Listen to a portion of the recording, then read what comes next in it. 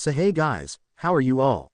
Welcome to Cosmic. So we are back with a brand new movie on what if Naruto adapted to a superhero universe, but before we start, be sure to subscribe to our channel and like this video. Now let's begin the story. The chirping of birds and the soft rustling of the wind is what the young man known as Naruto Uzumaki awoke to. His eyes squinted as the sun beamed down his face. Groggily he stood up and blocked his eyes as his vision was becoming focused and out of its blurry state, observing the unfamiliar surroundings. The area he was full of trees, so he assumed he was in a forest, but it was none he recognized. It felt like he just had gotten over the hugest hangover of his life, even though he had a high tolerance to alcohol because of the Kyuubi, 9 tails. Then it hit him, the events of the Fourth Shinobi War and his battle against Madara and Obito alongside Kakashi, Guy, and Killer Bee. Madara and Obito had summoned the incomplete version of the Jubi, 10-tailed beast, and were dead set on completing the Moon Eye plan. Even though the Jubi was incomplete, it was still bigger, faster and stronger than Kurama and Gyuki together. The battle only became harder when the Jubi evolved into its second state. However, with the arrival of the Alliance and Naruto bestowing his chakra to most of the forces, they managed to successfully sever Madara and Obito's control over the Jubi. However, that's when things went sour as Madara began to fight more seriously, unleashing his perfect Susanoo and all the powers of his Rinnegan, while Obito tried to regain control of the Jubi. Naruto had never seen anything so powerful since the Biju themselves. Madara had begun to decimate their forces easily, but Naruto had gone full Biju again and engaged him in combat again while the allied forces attempted to halt the Jubi. It was a long and painful battle, with Naruto and Madara tearing up the entire surrounding area in what could have become the second Valley of the End. Naruto had momentarily been defeated when Madara used both his perfect Susanoo with Mokuton to weaken him, but thankfully Hinata got him to safety long enough for him to reactivate his Biju mode and resume his fight again. The battle went on for a long time until something unexpected happened and Naruto had somehow managed to unlock the legendary Dujutsu, Eye technique. The Rinnegan, Samsara Eye. Though it is nearly forgotten, the Uzumaki clan were distant relatives of the well-known Senju clan, who were direct descendants from the Sage of Six Paths himself, also known as the man who created ninjutsu and the ninja system.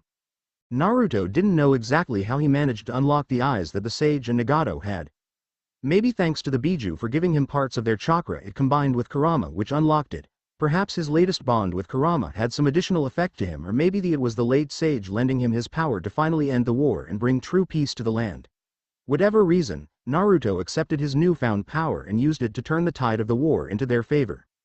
With his newfound abilities, his training in his clan's infamous Fuinjutsu, sealing techniques, and the Kyuubi's help, Naruto managed to reseal the Gyubi, 10 tails, back into the demon statue and send it back on the moon where the original Sage of Six Paths entombed the Jubi. With the Jubi now resealed for good, Naruto was able to defeat Madara Uchiha. Seeing as how their plans had crumbled before them, Obito Uchiha orchestrated a plan of revenge against the young blonde ninja. Using the last chakra that he could conjure, Obito ensnared the surprised Naruto into his Mangekyo Sharingan's Kamui technique. Naruto, for all his strength and stamina, was too exhausted from his continuous fighting and lack of chakra to escape the space-time. All of the Alliance shinobi arrived just in time to see Naruto being pulled into a small swirling wormhole, much to the horror of anyone who was remotely close to the blonde ninja. Obito, seeing his success in enacting his revenge upon Naruto, gave a final smirk before dying from his own wounds and chakra exhaustion. Everyone from the shinobi world would remember this day, for it was both the beginning of peace to spread across the elemental nations now that all the shinobi had aligned with one another, and also one of its darkest for the loss of one of the greatest shinobi to ever live. Many mourned and celebrated their victory and Naruto's death. Little did everyone know, Naruto had not died, but had been transported into another dimension. XXX. For a moment Naruto fell into a pit of despair at the thought of not being able to ever see his loved ones again. Iruka, Hinata, Ba-chan, Sakura-chan, Kakashi-sensei. I'll never be able to see them again. For the first time since he had heard of Jiraiya's death, Naruto cried silent tears of sorrow. He felt alone and cursed Obito for getting one final shot at him that now left him with no one. He felt the pain beginning to grow as he recalled his closest friends that he'll never see again. Kakashi-sensei had been by his side along with Guy before the rest of their forces arrived to aid them in their fight. He would miss seeing him arrive late and mentioning one of his stupid and unbelievable stories of why he was late. Tsunade Ba-chan was as close to him as Jiraiya was and was like a grandmother to him. After the death of Hiruzen, he had dreamed of becoming her successor and replacing her as Hokage when she decided to step down and hand her position over to him. She was one of the people he didn't know what had happened to during the war along with the other Kage. The fact Madara had joined Obito in the fight against him and had said that the 5 Kages were not all right had clearly indicated that he had defeated them and most likely killed them. Naruto could have used Sage Mode to see if they were still alive, but he couldn't since he was still in the middle of the fight, and also because he was afraid to find out what happened to them. He was afraid he'd find out she and Gaara really did die against Madara. Sakura-chan he would miss a lot. He had failed her in the past to bring Sasuke back and had continued failing in that ever since, and now he wouldn't be able to complete that promise. He'd never see her again to make things right. Iruka he'd miss a lot. He was like the older brother he wished he had. It always made him think what would have happened if his parents were never killed because of Obito. Maybe they would have had another child and he would have had a sibling. It was something he'd never know for himself. Hinata would be the one he might miss the most. He could still remember how she bravely fought against Pain's Diva Path while he was incapacitated. He especially recalled when she confessed her feelings and told him that she loved him. Never before had Naruto ever heard someone say that to him. She had been the first and had touched him like he never could have imagined. It was why he became so enraged and transformed into a Six-Tails when he thought Pain killed her. Because he thought Pain had killed the first person to ever give him true love, the first person to ever confess to him. The first to ever truly seemingly die before his eyes since Sasuke saved him from Haku. During the war when she joined them in the fight and he held her hand to give her his chakra, he had felt her emotions due to Kurama's cloak. He had felt her warmth, her courage, her love him. He had felt all the emotional strength she had from being by his side, and he missed her more than he could imagine. It hurt most of all that he was planning to talk to her after the war about her confession to him, where he felt like he actually could return her feelings and want to be with her, but now because of Obito he would never tell her how he felt about her. His depression was broken by the familiar booming voice of the Kyuubi, nine-tailed fox. Shed your tears, whelp. I doubt any of your friends would want you to be put down like this, especially after you managed to save the world from Madara and that wannabe imposter of his like you had promised. Naruto nodded, wiping his tears away. Kurama was right. His family, friends would never want him to wallow like this. Instead, Naruto turned his attention to the Kyuubi to discuss their current situation. So Kurama, do you know of a way to get back to our dimension? Naruto couldn't help but show a sliver of hope in his voice. Kurama frowned. There could be different ways we could leave this dimension, but the main problem is that there are an infinite amount of dimensions in existence. It could take us an eternity to find the right one, and that's if we're lucky. Plus, even if we did find it, I'm not even sure we could get back. Not to mention the possibility that time might flow differently in this world. For all we know, every day we spend here could be months or years that pass back in our world. That small amount of hope that Naruto held onto was crushed as quickly as it came. He took a moment to collect himself. Taking in a deep breath, he exhaled, turning his attention back to the fox. Very well, do you know what dimension we were transported to? Like I said, we were teleported to only one of many dimensions. I don't know which exact one we've been sent to, so it's best if we scout ahead for more info. However, I advise you to keep a low profile for now since we have no idea what we may find here. Naruto nodded, exiting his mindscape, and began extended his senses in search for a high populace of life source. That would likely lead to a village, hopefully. Finding a huge amount of life signatures a few miles from his location, he sped off towards the source. As he neared the energy source, Naruto spotted what he could only describe as a large collection of buildings. Upon closer inspection, the structures here were enormous. So advanced. Even more so than the Yuki no Kuni, land of snow, whose land is said to have possessed some of the most advanced technology in the entire elemental nations.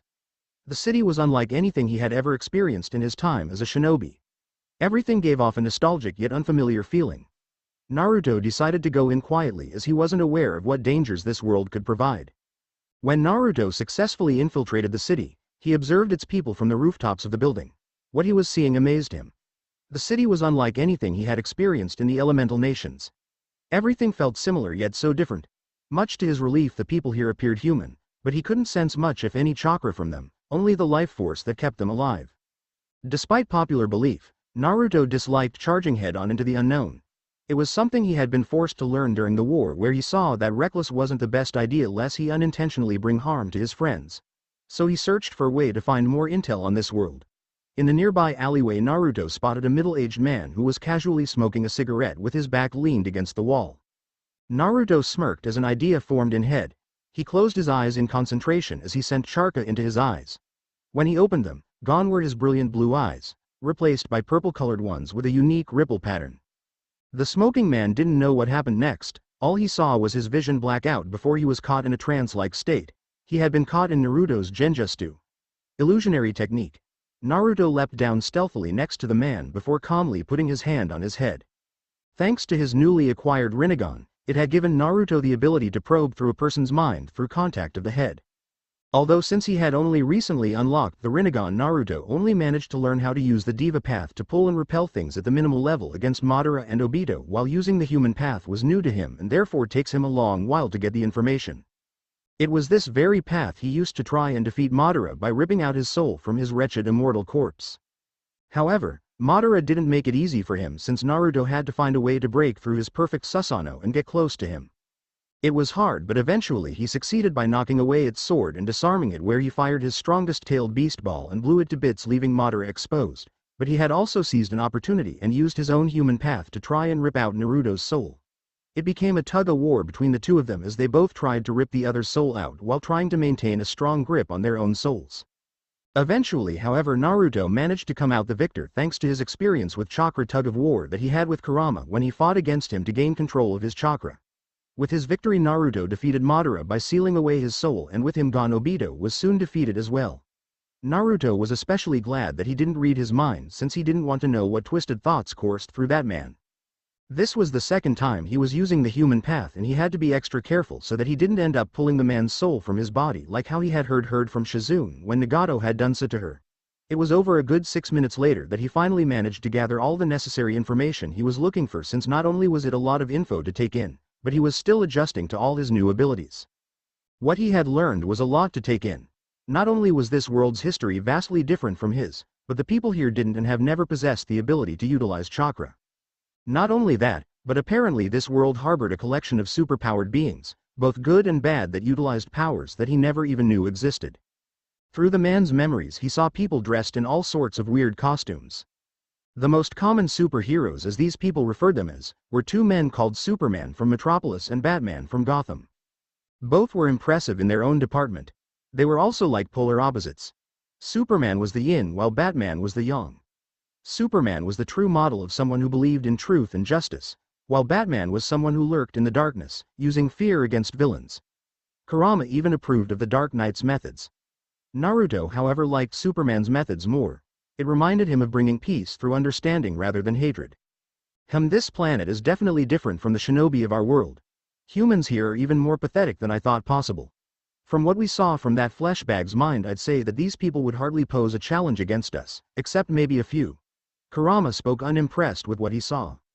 I don't know about that. These people may not have chakra, but from what I've learned in the past, it's best to never underestimate a person, especially when this world's technology far exceeds the shinobi's. The Kyuubi gave a low grumble in a reluctant agreement. With that, Naruto disconnected himself from the man's mind and dropped the genjutsu, but not before leaving the area. He also made sure the man wouldn't remember what had transpired. What Naruto needed now was a place to rest for a time. He still was feeling the effects of his battle with Madara and Obito, and he was low on chakra. He managed to find an abandoned apartment that he could safely rest for the night.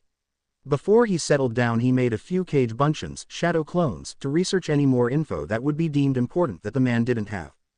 As soon as he laid down, Naruto passed out from pure exhaustion of the events that transpired. He would figure out a plan of action tomorrow, right after a good night's rest. 3 months later. In the past few months, Naruto had been both familiarizing himself with this world's society and training with his newfound abilities. He made his clones train with his Rinnegan's abilities in a deserted area, while he had a few other spare clones research anything important of the planet, geographical features, technology, language, as well as the villains and heroes. The clones found many of this available information in the public library. Each clone would henge themselves so they could look through the library without disturbances. Though he spent much of his time also working on his father's jutsu, the Hiraishin no Jutsu, Flying Thunder God technique. Before the Fourth Shinobi War had started, Tsunade had given him a scroll from his father containing the formula for the jutsu, along with his other inheritance that included jutsu from his mother as well. Though, there were fail-safes placed on the scroll, so only someone with the Namikaze blood could see its contents. Naruto hadn't had enough time before the war to really put much practice into learning the Jutsu, so he couldn't use it in his battle against Madara and Obito, which would have definitely had helped on several occasions. It had taken some time to get used to the technique, especially the instantaneous teleportation part. The scroll didn't mention how disorientating it would be the first few times. He even lost his lunch on several occasions. So far, Naruto preferred to use it for mere transportation, rather than actual combat, Not that he's even had a fight to use it in for fighting.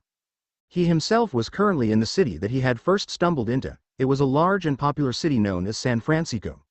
It had taken some getting used to, but he had learned this country's language, English. This world had a wide variety of languages, but he also learned that, much to his surprise, this world had his own land's native language, which they referred to as Japanese. This world's technology had similarities to the shinobi's. While the elemental nations had conventional technology like trains, TV, refrigerators, etc. This world, this Earth, had a higher level of technology superior to the shinobi. The world he was in was known as Earth and had many similar traits compared to his own, but its people seemed to be split into even more factions than the elemental nations. Maybe it was because it was vastly larger compared to his world. Unfortunately for him, the currency here was different, so he had to search for a way to gather more money for some living expenses. That part wasn't too difficult though, as he wasn't the type of person who needn't had the need for conventional things like a car or house. He led a more nomadic lifestyle anyway, though that didn't mean he wouldn't try to gather money in case he may need some. He found an editor who was willing to publish his sensei Jiraiya's books, the Icha Icha Paradise collection and his personal favorite tales of a gutsy ninja. The books were a major hit as they became a worldwide sensation, and pretty soon he was racking in a lot of money that he stored into a spare storage scroll. While his clones studied, the original Naruto continued to train with his new abilities, namely his Dujutsu, eye technique, the Rinnegan. Though, he spent much of his time also working on his father's Just You, the Hiraishin no Just You, Flying Thunder God technique.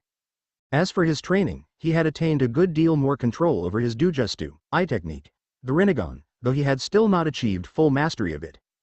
Thanks to the Rinnegan, it gave Naruto the ability to be compatible with all the 5 basic nature transformations: Futon, Wind, Doden, Earth, Kaiten, Fire, Suiten, Water, and Raiden, Lightning. Right now he had mastered his original Futon element and was proficient in Raiden and Kaiten. He was still working on the others. Now he was currently contemplating on what he should do. He could try to become a superhero and protect these people, but he still felt that lingering attachment to his home. Kurama snorted at his container's attitude. Why are you so hesitant?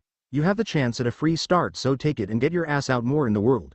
It'll be amusing to see these so-called villains squirm as we beat them to an inch of their useless life, ha ha ha. Naruto's sweat dropped at his tenant's obvious enthusiasm in the enjoyment of others' pain.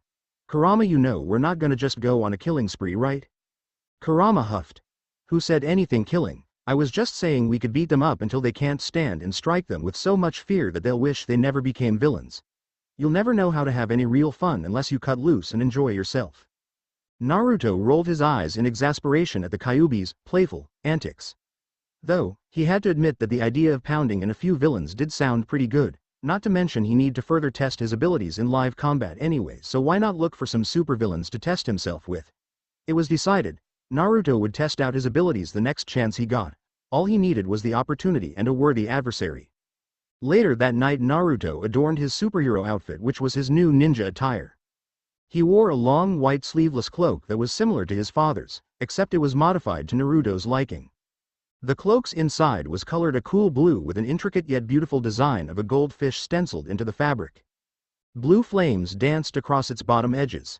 Embedded on the back of the cloak was the kanji for Rokudame Hokage, 6th Fire Shadow, as a symbol for his past dreams.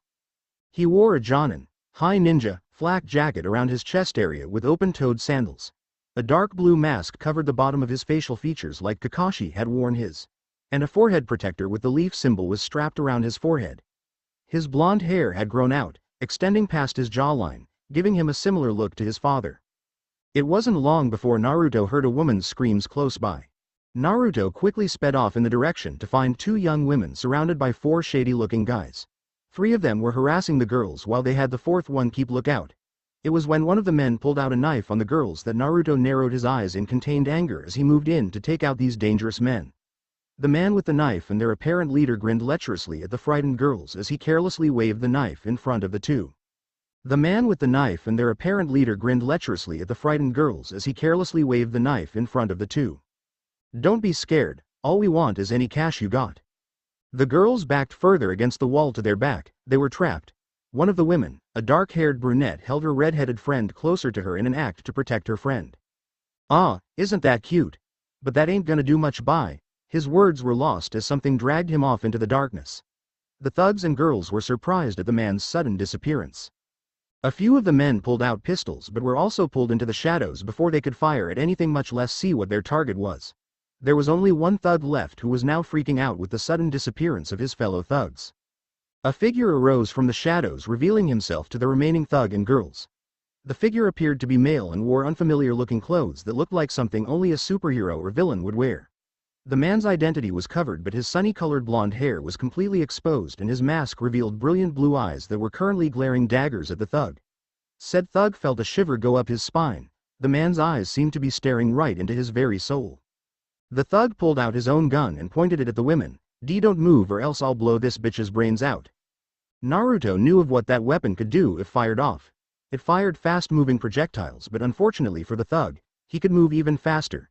In a movement quicker than the thug could see, the blonde man disappeared from his view, and the next he saw was blackness as he dropped to the ground unconscious. Now that the thugs were taken care of, Naruto turned his attention to the stunned girls. He gave them the classic Kakashi eye smiles. "Are you girls okay?" The girls didn't know anything about their savior, but his now warm demeanor gave them much relief. "Why yes, thanks for saving us.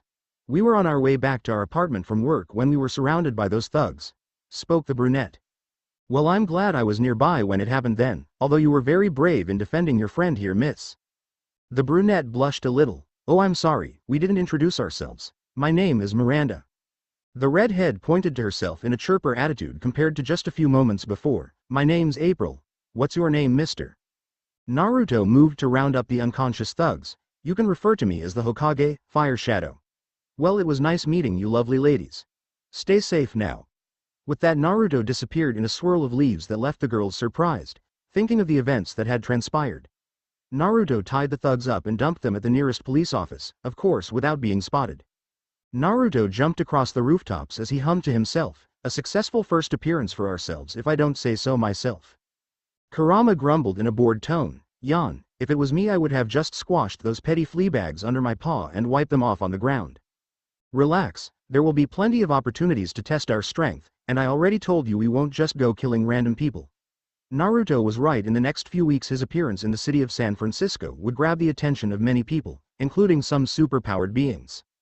XXX 1 month later, in the past month, Naruto had made a lot more appearances as the Hokage, grabbing many people's attention in the process. At first it started with many of the city's local crime thugs or thieves, in which Naruto helped stop. In fact, on several occasions Naruto had left tied-up criminals on the doorstep of police offices. Though, Naruto made sure to only interfere when the police were either unavailable or if a life was being threatened.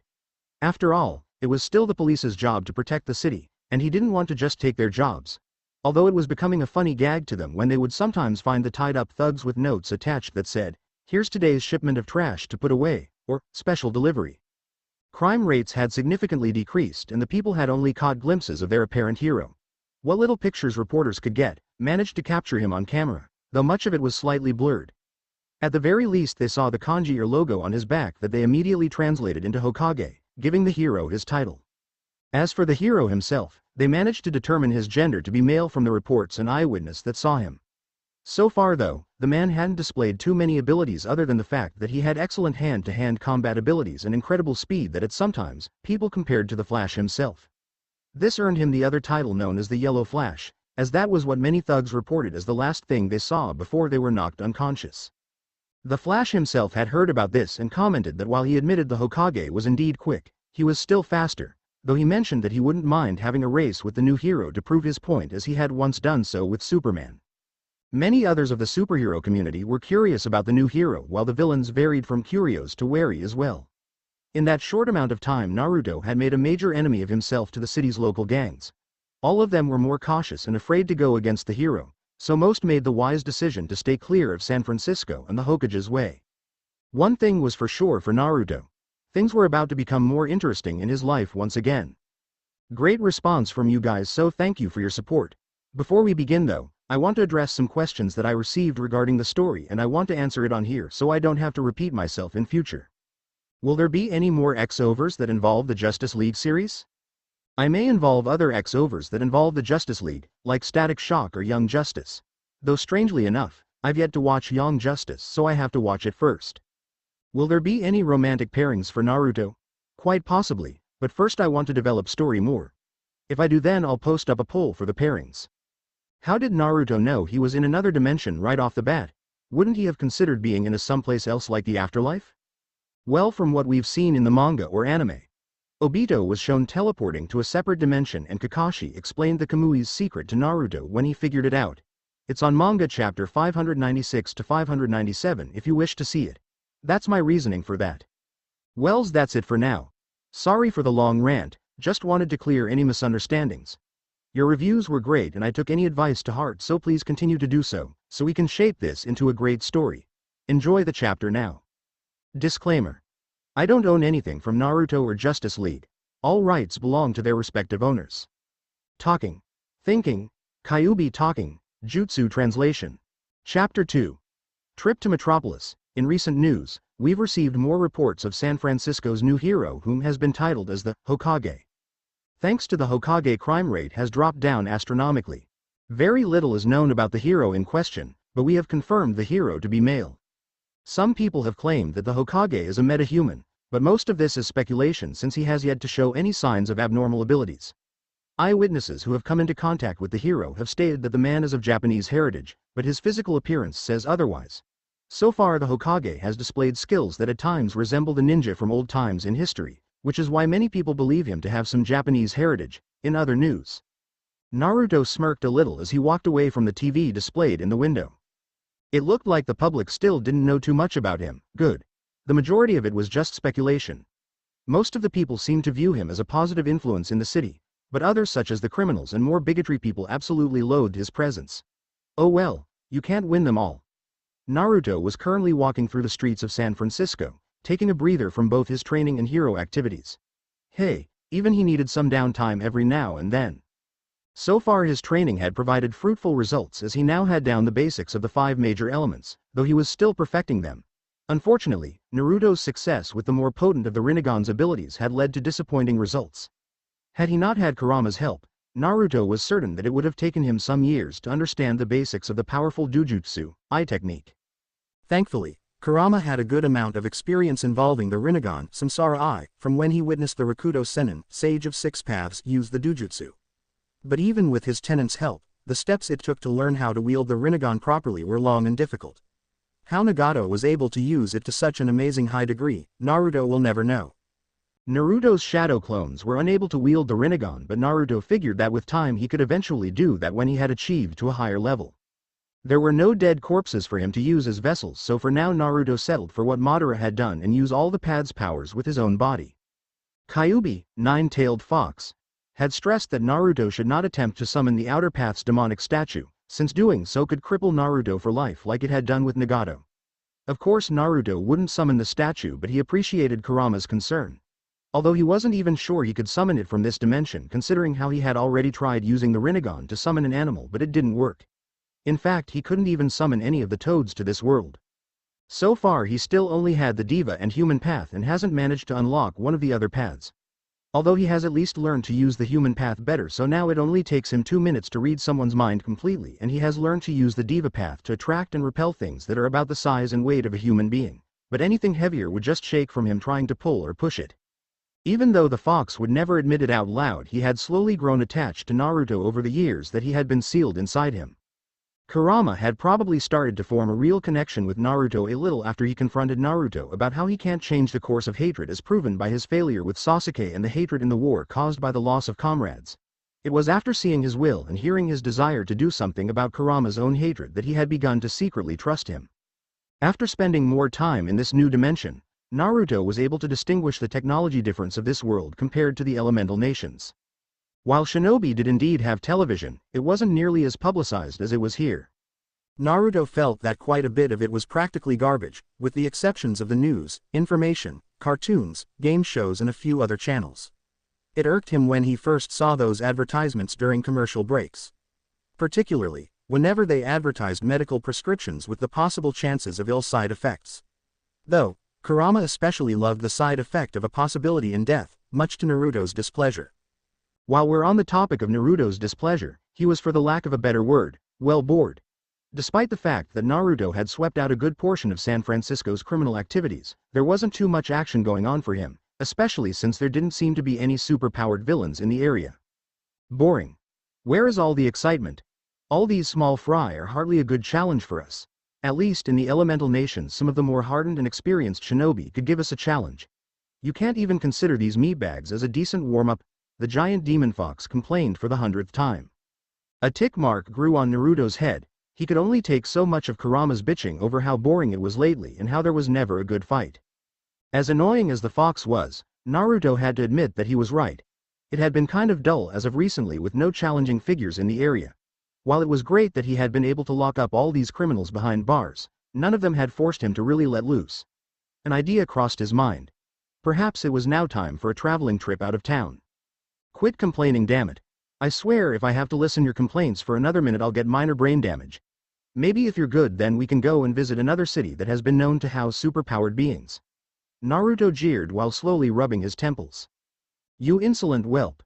Don't make it sound like I'm one of those Inuzuka dogs who you give treats to if they're good.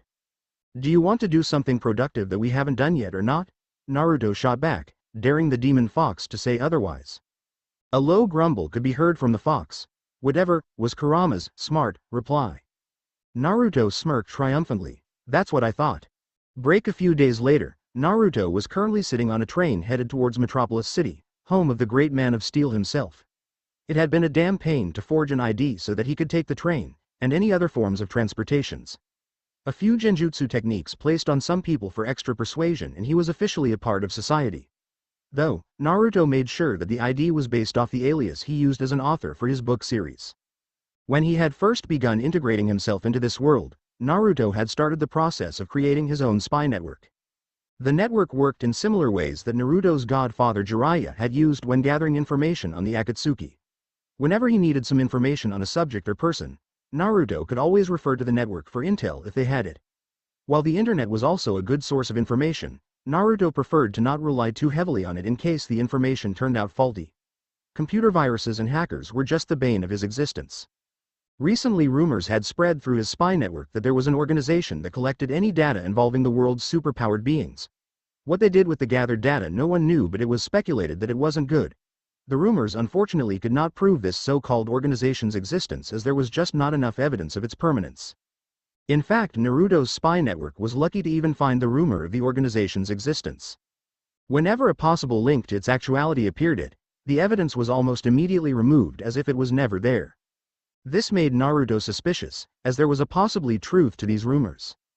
Though, Naruto could understand the need for such an organization, since the ordinary humans most likely felt threatened by all these beings with abilities beyond the norm. The only things that worried Naruto was just how far these people would go to protect themselves, and he didn't even want to think of what would happen if they discovered Kurama's existence. Who knows what steps they would take to obtain him for his power or destroy him. Naruto glanced outside his compartment's window. Already he could see that the train was nearing Metropolis, so he closed his book. After getting off the train, Naruto began to take a detour around the city and sightsee. There didn't seem to be too many differences between Metropolis and San Francisco, but Naruto did notice that Metropolis appeared to have more high-tech technology. Though, that was to be expected since the majority of the city's profits came from LexCorp. His spy network had confirmed that the owner of LexCorp, one Lex Luthor, had some form of rivalry with Superman.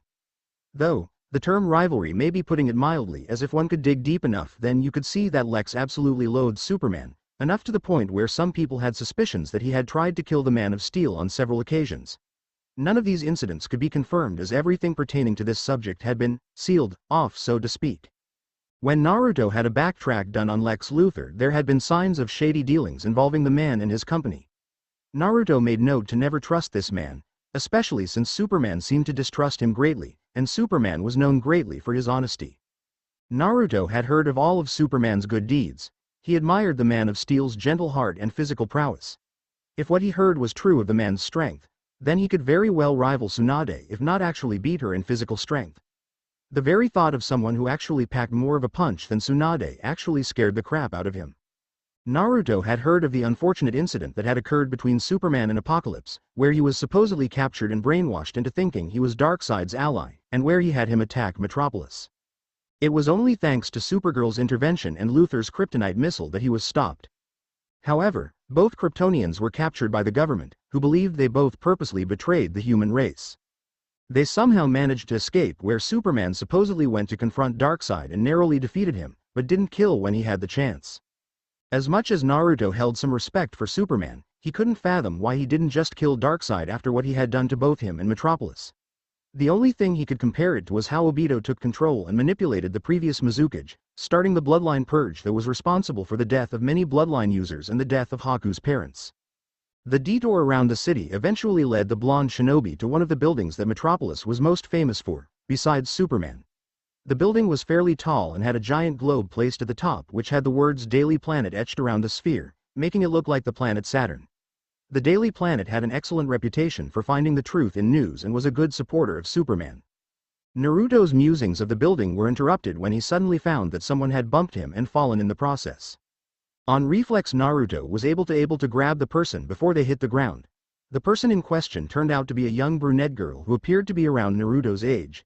She was shorter than Naruto and wore business attire. Her hair was put into 2 ponytails on each side that hung over her shoulders, while clear glasses covered her teal blue eyes. All in all, she was a very plain-looking girl.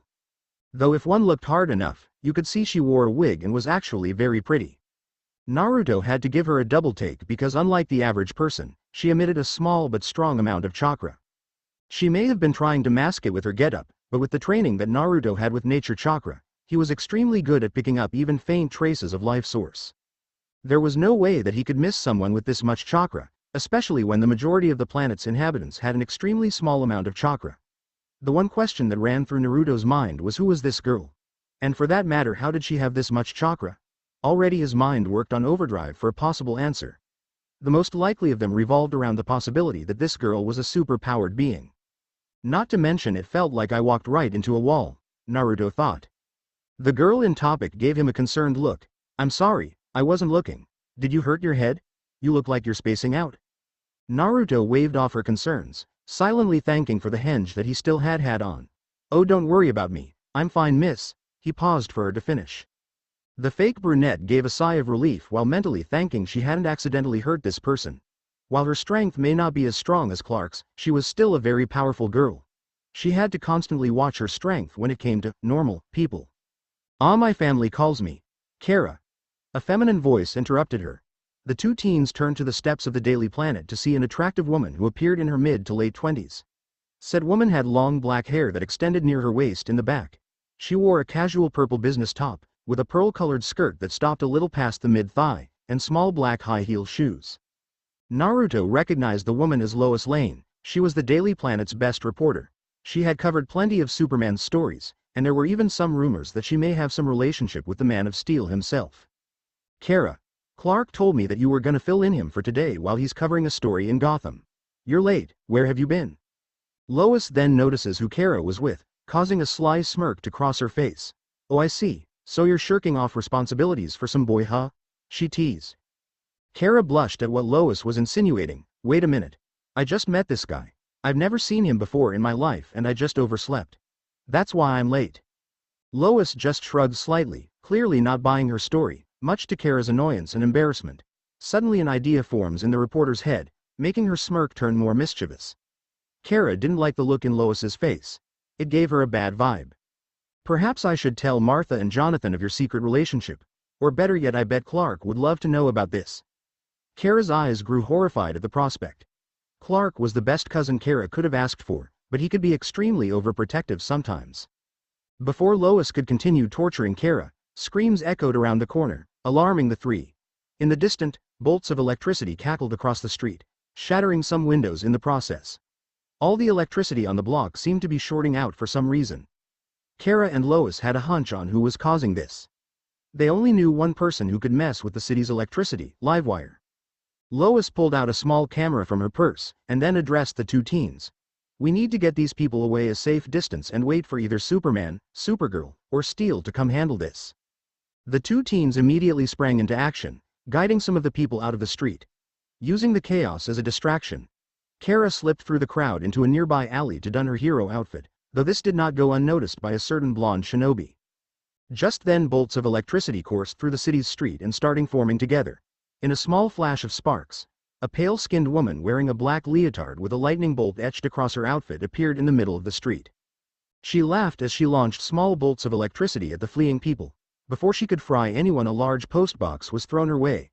Livewire managed to stop it in place by encasing it in her electricity, throwing it back in the direction of the person who tossed it at her with double the force.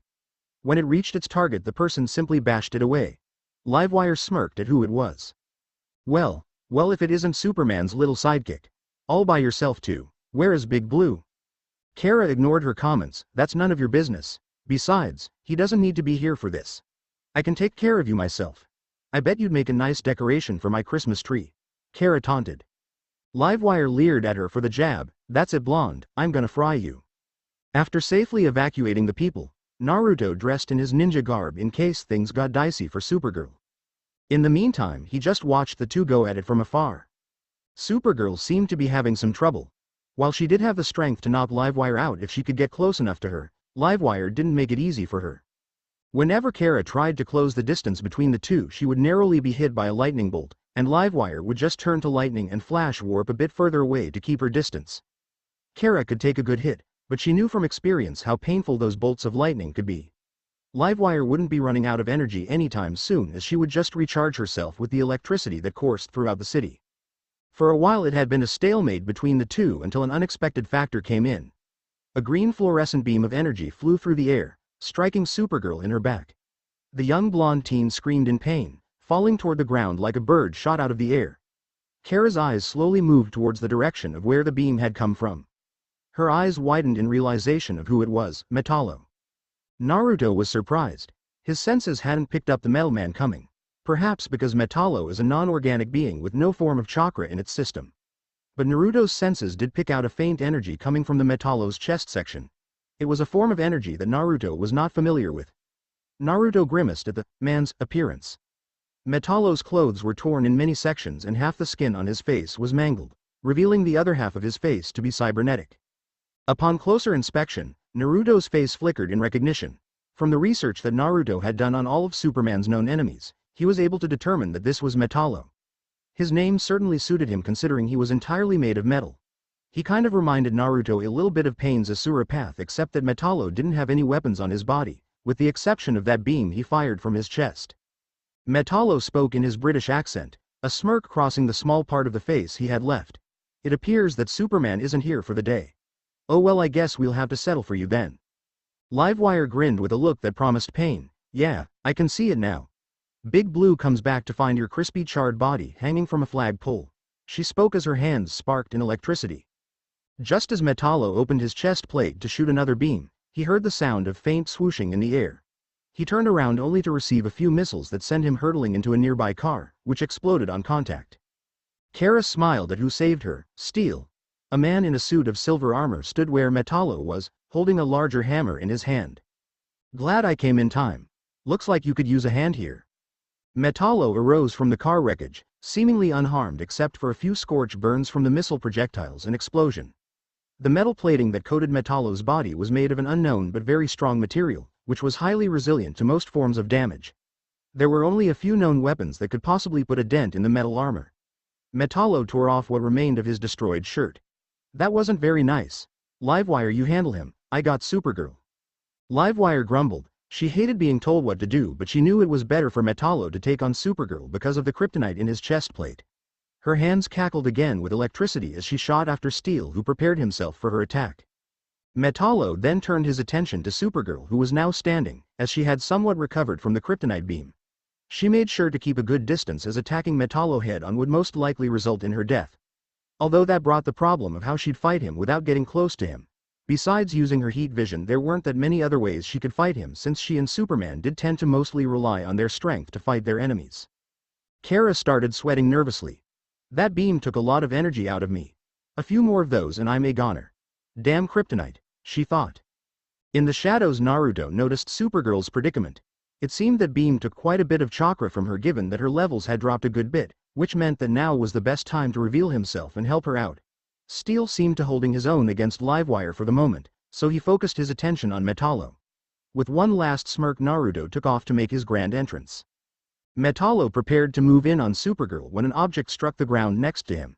He looked down to see that the object in question seemed to be a strange-looking knife that had papers tied on its handle with weird markings on it. All of a sudden the paper caught on fire and started burning, like something similar to the fuse from a stick of explosive dynamite. Metallo's eyes widened when the paper tag suddenly stopped and exploded, causing debris and smoke to fill the area. When the smoke began to clear, it showed that Metallo was unharmed, just momentarily surprised.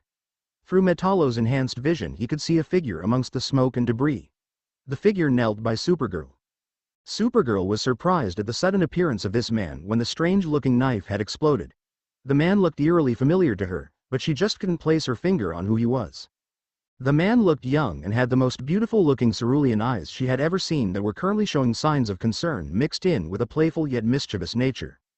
"Are you all right, beautiful?" The young man's comment momentarily stunned her, as a small tint of red flashed across her cheeks. No one had ever commented on her looks to her so openly before. She quickly regained her composure. "Yeah, I'll be all right when I absorb enough of the sun's rays. But that kryptonite of Metallo's is interfering with my abilities." "Then consider it gone," was the man's reply before he got up to go face Metallo. "Wait. Metallo is pretty tough. He can give Superman a tough time," Kara protested. Naruto turned his head slightly so she only saw the right side of his face. He gave her a Kakashi eye smile in reassurance. "I'm well aware. I'll be careful. Though, it's nice to know that such a pretty girl is worried about my well-being." He walked away as a small blush reappeared across Kara's face. Kara didn't know why, but for some reason she believed in what the man had said and stood back to watch. Metallo got a good look at who interfered and threw the exploding knife. A flicker of recognition crossed his ugly face. "Wait, I know you. You're that new wannabe hero from San Francisco. The one they call Hokage. Huh? You think some ninja tricks are gonna be able to actually harm me? That's rich, huh?" Metallo's words were cut off when he momentarily lost sight of the now-known Hokage. It was only because of his enhanced vision and reaction speed that Metallo had been able to react in time. Naruto had narrowly missed stabbing through Metallo's face. Metallo was able to dodge to the side, though not completely unharmed. A look of shock crossed Metallo's face as a clear cut marked the side of his face. The cut even pierced into his metal body, much to his surprise. He looked at the Hokage and saw the trench knives placed around the blonde shinobi's knuckles. Trench knives? How could that have pierced my armor plating? It had to have been a fluke, Metallo's mind screamed in outrage. "Hey, how the hell did you cut my armor? The metal on my body is one of the hardest on this planet. There's no way that just those trench knives could pierce it." Naruto casually twirled the trench knife on his right hand. "I thought you said my ninja parlor tricks wouldn't hurt you. Besides, a good ninja never reveals his secrets unless he has to sow good luck trying to figure me out." Meanwhile, in Naruto's mindscape, that's some tough armor. Normally the Heen technique, Flying Swallow, would have done much more than just chip someone's face. Guess Tin Man wasn't exaggerating the toughness of his armor. If I'm gonna make a bigger impression, then I'll need to add in some Fuuden, wind, chakra. Kurama seemed giddy with excitement. Finally, an opponent that can actually take a hit. Maybe we can actually get a good workout this time. Naruto couldn't help but agree. He was excited as well, though it looked like he may need something with a little more humph to it so he could bypass that armor of his. A mischievous fox-like grin etched across his face. "But first let's mess with old Tin Man here. Why don't you do us all a favor and go back to whatever factory manufactured you?" Naruto's face scrunched in thought. No wait. On second thought you could make an excellent toaster.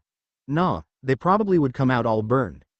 Perhaps a laptop. I've been meaning to get a new one, but then again, if your face is the screensaver, then I don't even want to look at it all. Naruto's musings were interrupted by a furious Metallo who threw a nearby car at the young shinobi, forcing him to dodge. The chest plate on Metallo opened as he shot a barrage of kryptonite beams at Naruto. Metallo glared hatefully at the shinobi who continued to dodge the kryptonite beams while continuing his verbal assaults. "Tisk tisk. You have quite the temper tantrum there, Tin Man. Be careful now, wouldn't want to blow a circuit or something. I still need you at least somewhat intact if I want my new laptop." Metallo absolutely loathed this new character. He was by far the most annoying person he had yet to meet. Metallo was just further infuriated by the way the Hokage was playing him. Using his strength, Metallo tore off a nearby street post pole from the ground and swung it like a bat in frustration. "Stay still, damn it. At this rate we'll cause too much property damage." It seems like the source of his power comes from the kryptonite in his chest, which is emitting that strange energy signature I sensed earlier. Oh well, time to end this. Naruto pumped more chakra into his trench knives and legs as the bat came down on him. Just when Metallo thought he had finally gotten him, the pole split in two with both remaining pieces crashing to the ground. He heard the faint sound of swirling wind, Moments later he found the Hokage appear from seemingly out of nowhere right in front of him with a blue swirling ball of energy in his hand. Rasengan. Spiraling sphere. The Hokage shouted, smashing the ball of energy into Metallo's chest plate where the kryptonite was held. Naruto put enough dense chakra in the Rasengan to drill through Metallo's dense armor. Erg. No. Metallo managed to shout out before he felt the power from the kryptonite in him lose power. With no power source in his body, Metallo dropped to the ground with a loud thud. His glowing eyes slowly faded till they were pitch black. Any remaining spectators that had watched the battle from a safe distance were shocked from the fight's outcome, even Kara. It wasn't every day that you see someone like Metallo being taken down in such a manner. Now that the kryptonite was destroyed, Naruto turned his attention back to Kara. Now that he's been taken care of, let me see what I can about that wound. Naruto pointed to the small burn mark on her back that had also torn a small hole in her clothes. Kara shrugged off her momentary shock, waving him off. You don't need to. It'll heal on its own when I gather more energy from the sun. Naruto's brows furrowed. Don't be stubborn, besides it's not polite to deny someone's sincerity. With that he went to her backside to inspect her wounds. Naruto gave a small nod to himself before placing both hands right above the wound. Kara could see from the corner of her eye that the Hokage's hands were glowing with a faint energy. Whatever he was doing, it gave her a weird but good feeling that she had never experienced before. Naruto had actually been using a portion of Kurama's chakra to speed up the healing process on Kara's wound. A few minutes later Naruto removed his hands from her back, giving her the okay to move. Steel came in with a soaking and unconscious Livewire slung over his shoulder. Kara thanked the Hokage before moving towards Steel. Hey Steel, you okay? Kara asked, inspecting him with her X-ray vision, looking for any signs of injuries. Oh, I'm alright. Though, little Miss Lightbulb here's electricity is playing hell with my suit's circuits. But nothing I can't fix. Thankfully there was a nearby fire hydrant to cool her off. I saw you get hit by Metallo's kryptonite beam. Are you hurt? He asked in concern. Kara gave him a reassuring smile. I'm fine. My wounds healed up all right. Steel's eyes glanced at the unmoving body of Metallo, then back to Kara. He jerked his thumb at Naruto. He took care of the cyborg over here? Kara nodded her head quickly, explaining what she had seen of the Hokage's fight with Metallo. Police sirens wailed, most likely to investigate what had transpired. Thankfully, Naruto had managed to prevent the fight from producing too much property damage. Naruto motioned the two heroes for their attention. Well, that's my cue to leave now. It was nice meeting you too, especially you Supergirl. Farewell for now. Wait. You're the Hokage from San Francisco. Not that we don't appreciate the help, but why are you here? Questioned Steel.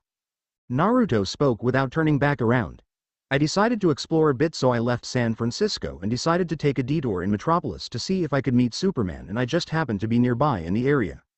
Kara and Steel now tensed up a bit. Why do you want to see Superman? Kara asked. Seeing their tenseness, Naruto shrugged. No real reason. I was just curious about one of the most famous heroes and thought I could just talk to him, but since he's not here I may as well move on to my next destination, Naruto said before he walked away, disappeared in a swirl of leaves, much to Kara and Steel's surprise as a group of reporters started flooding the area. Among those reporters was a concerned Lois, who questioned the two remaining heroes about the Hokage's appearance. Kara was left wondering what exactly kind of person was the Hokage. She hadn't had the opportunity to use her X-ray vision to see his face, but her instincts told her that the man was fairly young, possibly around her age. The man's actions and behavior left a deep impression in Kara. The young Argon found herself slightly blushing when she remembered the small interactions she held with the Hokage and the look of his beautiful blue eyes. Perhaps in time she would meet the man again, and hopefully soon. For the past few days now, Naruto's fight against Metallo had been the talk of the town, or worldwide news to be more exact. More people had taken notice of the new hero now that he seemed to display meta-human-like abilities.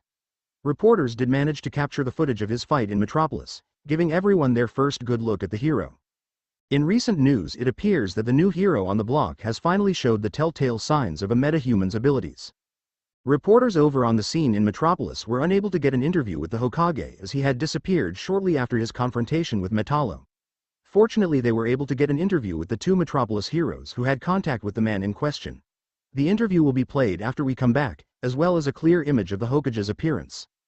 A figure in the shadows paused the monitor before bringing up the video of Naruto fighting Metallo in his Hokage garb. The figure examined each and every detail of Naruto's appearance, fighting style, abilities and very behavior during the fight.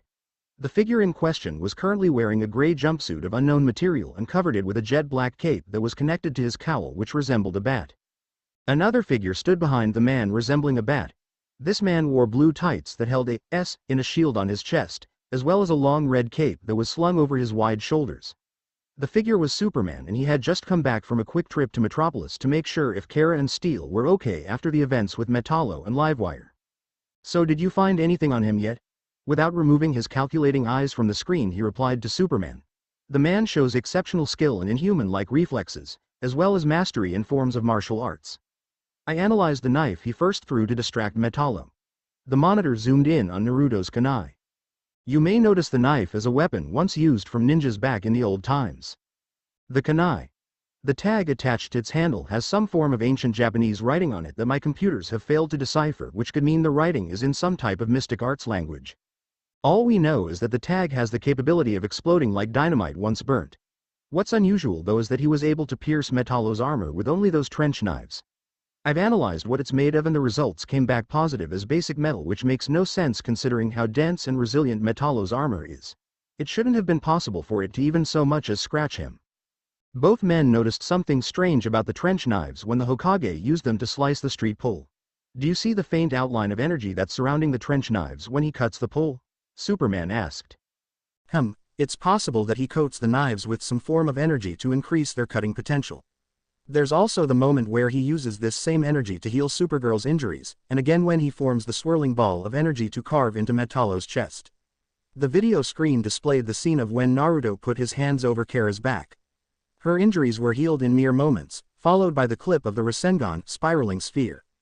"If I meet up with him, and I have a feeling I will, I'll see if I can scan any energy readings he may emit. Until then we don't know what sort of other powers he may possess, or if he's really a villain posing as a hero." Batman, or Bruce Wayne, didn't quite trust this new arrival. Though that was to be expected, as he never trusted anyone without knowing what they were capable of and what their motives were. Even then he had trusting issues. The only people that he could even say knew the real him were his faithful butler Alfred, Superman, the Bat family, and a few of his close friends, allies. Superman held his chin in thought. On one hand he was grateful for the fact that the Hokage had saved Kara, but on the other hand nobody really knew too much about who he was, where he came from, or what were the full limits of the powers he truly possessed. The man was a total mystery, there just wasn't info on him to decide if he was a true threat or not. Though for some reason Kara seemed to believe him to be a good person, and for now that was good enough for Clark. He'd give this new hero the benefit of the doubt if he ever met him. Maybe he could potentially become a future ally.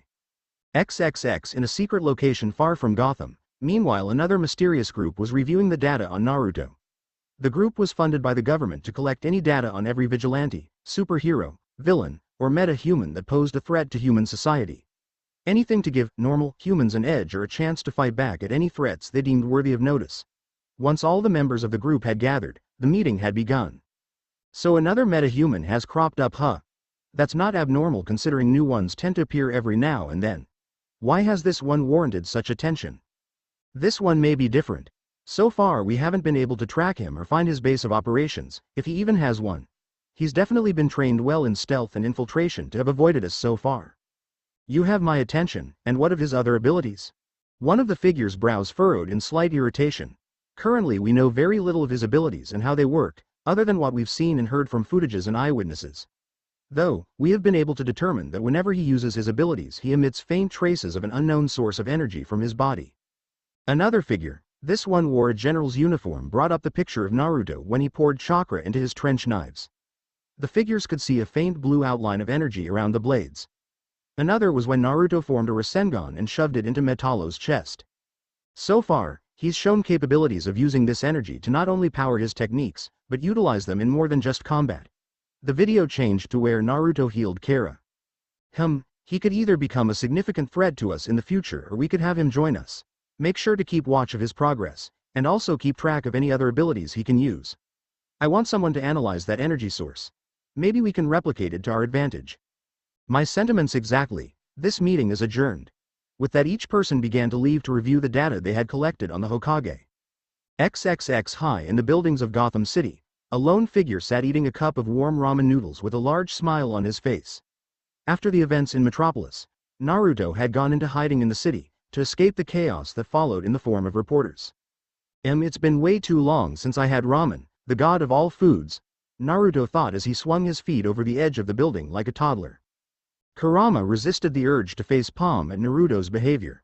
Just when he thought the boy was beginning to mature somewhat, he brings back his childish tendencies. Though, he must admit that he liked the way Naruto had avoided revealing his identity, especially from those damn awful reporters. They were like cockroaches, no matter how you avoided them, they always came back. Some had even tried to give him and his tenant a bad representative, which nearly caused the Kyuubi to want to rip their throats off. Unfortunately for him, Naruto was stern on his stance at not killing anyone without good reason, even if that was a good enough reason for Kurama to kill someone. Though that was beside the point, there was a bigger issue at hand. So what are gonna do about that organization that your spy network found? It's confirmed that they actually exist now that we spotted some of their agents trying to spy on us. Naruto slurped the last of his noodles and soup before replying to Kurama. Well, now that we know they're mobilizing and trying to gather more intel on us, it's best if we keep a lookout for more of them. Kurama grumbled in agreement, closing that topic and switching to another. Agreed, now what are we doing here again exactly? Naruto shrugged, no particular reason really. I guess I just wanted to see if Gotham was really as corrupt as my spy network had said. Besides, maybe we'll get to see how the Batman and his entourage operate. I did find it a shame that I didn't get to see Superman, although seeing Supergirl more than made up for it, he said the last part with a grin as he remembered the pretty blonde. However, his daydream was broken when the horrific smell of smog and cigarettes infiltrated Naruto's nose, much to his disgust as he plugged his nose. Though, I'm starting to regret that decision. This city has way too much pollution for my taste. I don't know how these people live in it every day. Kurama couldn't help but agree. Even though he detested the shinobi to an extent, at least they kept the air clean and untainted, whereas this place was like a living dump of trash and contamination. Naruto reached into his ninja pouch, pulling out a small black book labeled Bingo Book. Ever since his fight with Metallo, he had begun collecting more data on the more dangerous criminals and masterminds of this world's inhabitants on file. The principle was similar to how the ninja back in the elemental nations recorded any rogue ninjas into a bingo book, or how this world's FBI most wanted list was done. I'm still curious as to why you seemed interested in that one particular girl you looked up. Kurama wasn't kidding either, since after the fight with Metallo, Naruto stayed hidden in Metropolis while secretly gathering information on all known supervillains. The list included Metallo, Livewire, Parasite, Toyman, Bizarro and others. However, there was one supervillain that got Naruto's interest. It was a supervillain by the name of Volcana, where surprisingly despite her name she didn't have lava-based powers, but she did have fire-based powers which nearly burned just as hot. She was a very attractive young woman who was likely in her early to late 20s. He had read that she was a thief who stole and had fought against Superman, where strangely enough she disappeared for a long period of time and wasn't seen again until a few short months later, where she started her crime spree again. Naruto didn't know why, but something about her interested him, and it wasn't just because she was smoking hot in every sense of the word, both figuratively and literally. After digging through her files more, he was surprised to find out how little of information there was on her background. In fact, it was almost as if her past had been erased. Naruto had a hunch that there was some possible pain or bad experience she had gone through in her life that made her the criminal she is, and it involved the events from her mysterious past. Either way, he planned to eventually begin a search for her to see if he can speak to her. Just curious is all. Naruto finally responded to the fox, who eventually dropped the topic. There were quite a few crazies that were sanctioned from Gotham, especially this man who called himself the Joker. I mean, that guy was just batshit crazy. He practically defined the term itself. The only person that Naruto could compare him to was Orochimaru, and even that was stretching it a little. Never in his life did he think someone could actually compare to Orochimaru's creepiness, and he would always spit crap out from his mouth that seemed inhumanly impossible. While Naruto did admire and respect Batman's determination to never kill anyone at any cost, Naruto thought it was also slightly foolhardy. At the very least, Arkham Asylum should have made sure that he was securely locked up. It seemed like whenever Joker was sent to the asylum, he would always somehow escape and cause more chaos to the people of Gotham. There were just some people in this world that didn't deserve to live, and the Joker was one of them. He could still remember all the death that Madara had caused before he finally managed to kill him for good. Recently in Gotham news, there was a rumor that Poison Ivy may have teamed up with Harley Quinn again and were causing trouble for Batman and his apprentices Batgirl and Robin. Naruto made sure to keep a lookout for anything out of place. Naruto repositioned himself into a crossed-legged position with his hands cupped together in a meditative stance. Naruto had to give his most absolute focus to draw the necessary senjutsu. natural energy, chakra to go into sage mode.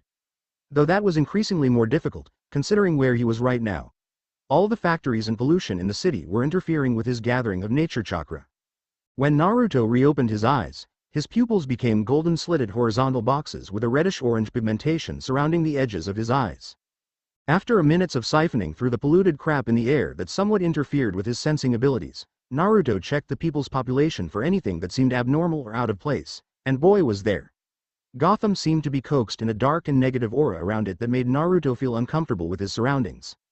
Off a few buildings nearby his location, he felt a disturbance in the chakra signatures, though it didn't necessarily give a feeling of negativity. Naruto stood up and took off into the area of the disturbance. XXX Batgirl, or better known as Barbara Gordon, had heard of the reports on Harley and Ivy's team-up and was currently on the lookout for the two per Batman's request. Though, instead of finding those two, she had caught sight of someone who she hadn't seen in some time. A woman who resembled a cat scrambled across the building's roofs with cat-like grace and ease. Many knew this beautiful woman as Catwoman, but to those who were more close to her knew her to be Selina Kyle. Selina was an infamous cat burglar in Metropolis and probably one of the best that this world had seen. She even had somewhat of a shaky relationship with Batman that often shifted between the two, either working together or Batman trying to arrest the feline woman. Selina looked at the priceless jewelry in her hand that had beautifully crafted diamonds shaped into small heads of cats designed onto the necklace. She let a feline-like smile grace her lips as she used her whip as leverage to jump onto the next rooftop. Just as she was about to cross over the roof again, her senses picked up on a small whistling sound.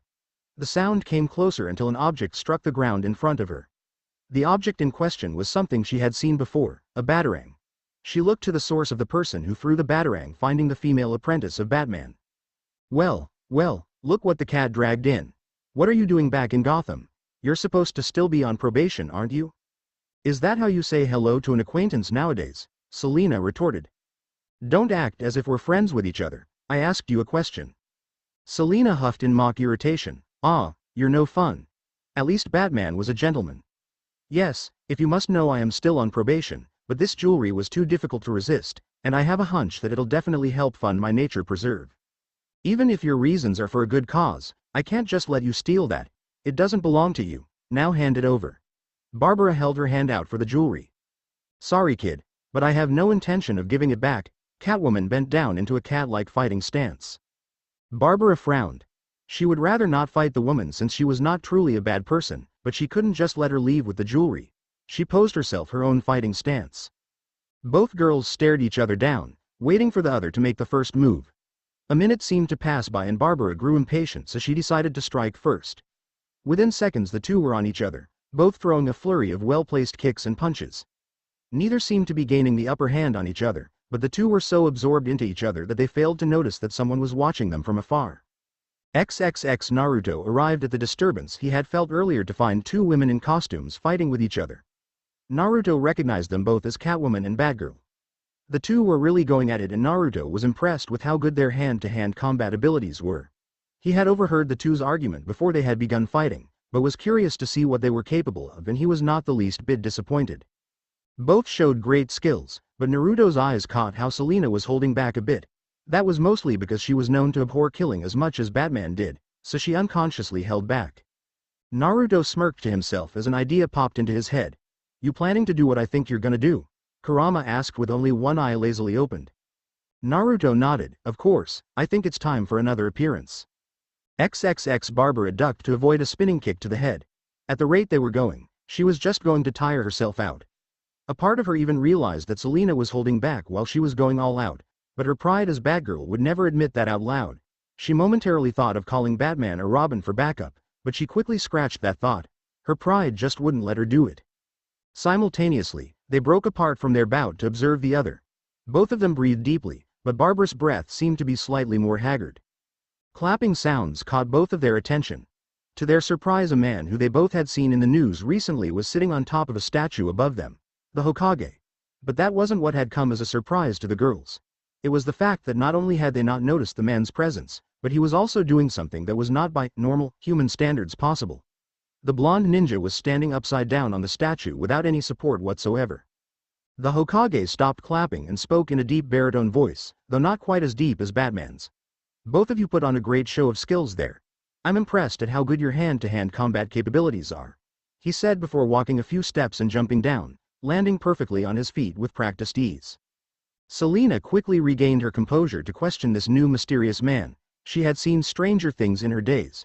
She placed one hand on her hip as she flashed Naruto one of her classic seductive smiles. Glad you enjoyed the view, but would you mind introducing yourself, if only for a proper greeting? Naruto gave the feline woman a grin, which could not be seen behind his mask. My mistake, I admit that I wasn't always one for manners. My real name is not important. However, you may call me Hokage. I'm currently on something of a world tour and just recently came to Gotham in order to see the sights after my visit to Metropolis. It's a pleasure to meet you both, he finished, bowing slightly to the women. Now that Naruto had gotten a closer look at the two, he had to admit that they both looked better in person than on photo, especially Selena Kyle. Selena stood at a good 5 feet, 7 inches and wore a black leather jumpsuit that she left unzipped slightly near her breast line, showing off her body's slender curves. Naruto actually had to make an effort to keep himself from looking below her face. Even though he had promised himself that he would never become a pervert like Jiraiya, he couldn't help but feel that the man had gotten to him slightly while they were on their training trip. Ever since then, Naruto has had an eye for pretty girls and an eye for observing the outfits they wore, which showed off their figures like the ones Selena and Batgirl were wearing. I've heard of your many exploits, Miss Kyle, and from what I've seen so far, your skills weren't exaggerated in the least. Just as beautiful as you were deadly, and you even share a love for animals, particularly cats. I myself am considered to be a fox.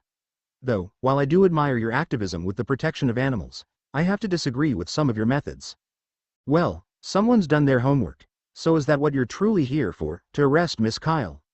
Barbara questioned. Batman himself had tried on several occasions to persuade the cat lover to stop her criminal activities, though to no avail. As discreetly as she could, the redhead activated a signal to Batman and Robin. Batman had told both Tim and Barbara to notify him if either one had gotten in more trouble than they could handle or have come into contact with the Hokage, since he had a hunch that the blonde ninja may come to Gotham after finding out about his surprise visit to Metropolis. Naruto just shook his head. Honestly, I have no ulterior motive or desire to apprehend her. I just thought I would try my hand at convincing Miss Kyle here to change her methods. Selena raised a brow in slight curiosity. Really now?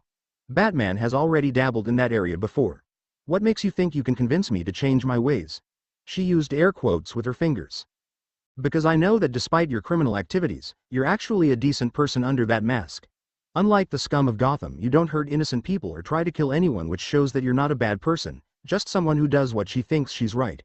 You may have good reasons to do what you believe is best, but you're not using the best of methods to achieve what you want. A frown crossed Selena's face. You don't know me, Hokage. You've only just met me a few minutes ago. And there's nothing wrong with my methods. The volume in her voice steadily increased as her hand gestured toward the surrounding city. These people I steal from deserve what they got coming for them. They are all criminals who manipulate people to do their bidding just for the sake of money and any other selfish reasons. Naruto closed his eyes in deep thought, contemplating her words and sensing her growing emotions before he opened them again. So you're saying you only steal from the rich and corrupt because they don't deserve the treasures they possess, which they might have acquired through illegal actions? The response got both girls to raise their eyebrows at hearing his response. Selena wasn't deterred. I guess you could say that, however I do admit that any cat-like artifact or jewel I see is one I tend to desire as well. Believing she had won the conversation, Selena decided to take her chances and escape off the ledge. As soon as she turned, though, she felt someone's hand hold her shoulder firmly in place. Surprise reached both women's faces when they noticed that it was the Hokage. That's fast. I didn't even notice him move, was both girls' collective thoughts. From the contact he had with Selena, Naruto could feel her emotions, anger and grief. Do you pour your love into animals because you feel that they are as mistreated as you once were? Those words struck a chord within Selena. Seeing her reaction, Naruto continued. I'm right, aren't I? If so, I can guess it has something to do with your deceased parents. You give animals the love you always wished you could have had with them before they were gone and you were left alone in this world. That caused something in Selena to snap. Shut up, Selena hissed, slapping his hand away from her shoulders. Barbara was startled by Selena's sudden outburst. Never before had she seen her lose her cool, but just what had happened to her parents to get her this wild up? Don't you dare bring them in the conversation. Besides, how could you know how I feel? Because I have also felt the pain of losing my family. Selena's eyes widened when she saw his eyes. They bore similarities to her own. Eyes that showed a tragic past that would never leave you for the rest of your life. Selena tore her eyes away from the shinobi, They reminded her too much of the look she used to have as a kid. She tried to forget those tough times she experienced on the streets of Gotham as a child and of her parents. Naruto had done a full checkup on both Batgirl and Catwoman's files and history. After some digging, Naruto found out she was really a beautiful young woman named Selena Kyle who held a tragic past. For reasons unknown to him, her parents had died when she was only a child. This left her without any parents as a kid, who had to adapt fast to live on the dangerous and corrupt streets of Gotham. Her situation felt so similar to his own when he was a kid that Naruto couldn't help but feel sympathy for the woman. Naruto could see she was struggling with her emotions and decided to leave it that for now as he stepped back to give her some space. "I can see you need some time to think about what I said." Selena didn't respond back, she only pulled out the jewelry she had stolen earlier, throwing it at Batgirl, who deftly caught it on reflex. "That's only because I know I can't beat you both at the same time." She lied, but Naruto knew she understood where he was coming from, even if she didn't know what exactly he had experienced. Selena back flipped to the edge of the roof, blowing a kiss towards Naruto. "Until the next time, Hokage. It was definitely a meeting I won't be forgetting anytime soon. You've given me plenty to think about," she said with her emotional mask back on as she let herself fall off the edge, disappearing into the shadows of the night. Batgirl ran over to the ledge quickly to see Catwoman running off in the far distance. "Great, she got away. Why would you just let the thief run away like that? And what were you two talking about?" She needed some time to think about what has happened, and it's not my place to say anything about her past even if I knew what it was. "If you really want to know, then you should ask her yourself, not me," Naruto replied calmly as he looked to where Selena vanished. He could have easily followed her, he could have read her mind with the human path to fully see what she had been through, but he didn't want to purposely invade her privacy or let her see him transform his eyes into the Rinnegan. Naruto's eyes narrowed for a moment as he sensed something near him before he let out a hidden smirk. "Oh, and you can come out now, Batman and Robin. I know you're there." Batman was surprised that the Hokage had found him and Tim so easily. They had made sure not to jeopardize their position, so how? Not deterred in the least, Batman glided down by Barbara's side, giving her small glance to make sure she was fine. He then turned his attention towards Naruto, scrutinizing him in every detail for even the slightest sign of hostility. Batman noticed that the man may portray an aloof attitude, but his stance proved otherwise.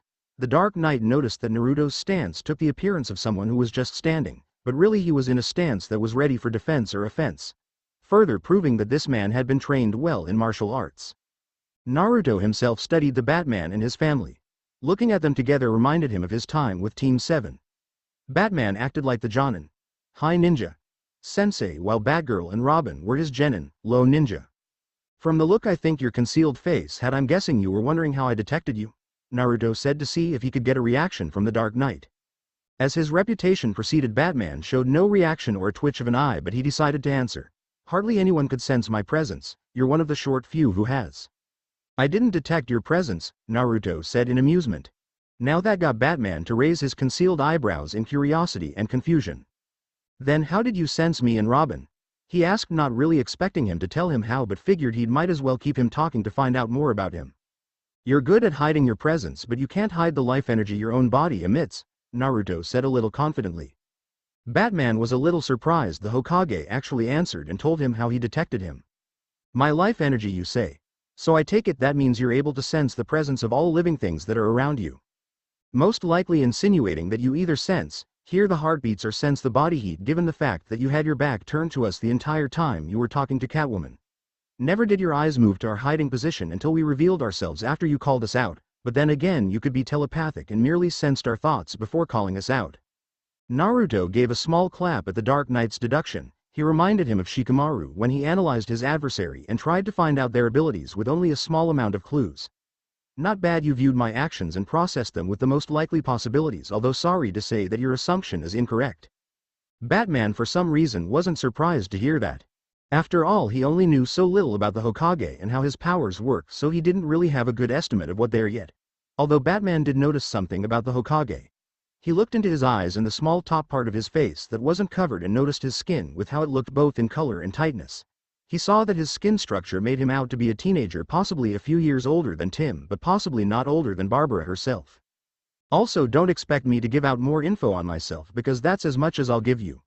So with that topic out of the way, would you care to tell me why you're here, as I didn't think it would take all 3 members of the Bat family to deal with Catwoman, or were you looking me?" Naruto asked, even though he pretty much knew the answer already. Both of you really. I came to deal with Catwoman, but instead I also found you here, Batman said while continuing to observe Naruto. Well then I guess you know I'm here now. So is there something you want from me? Naruto said while eyeing all three Gotham heroes. I overheard your conversation with Miss Kyle. While I appreciate the fact that you're trying to convince her to turn sides, that still doesn't mean I trust you. Batman spoke with a glare. Naruto leveled Batman's glare with his own. Sheesh, Selena said that this guy was a gentleman. The guy looks like he's stuck into a permanent glare mode. Kind of reminded Naruto of Konoha's top Anbu interrogator. Ibiki Morino, but then again he had actually seen him laugh and smile while Batman had yet to even give a smirk or grind.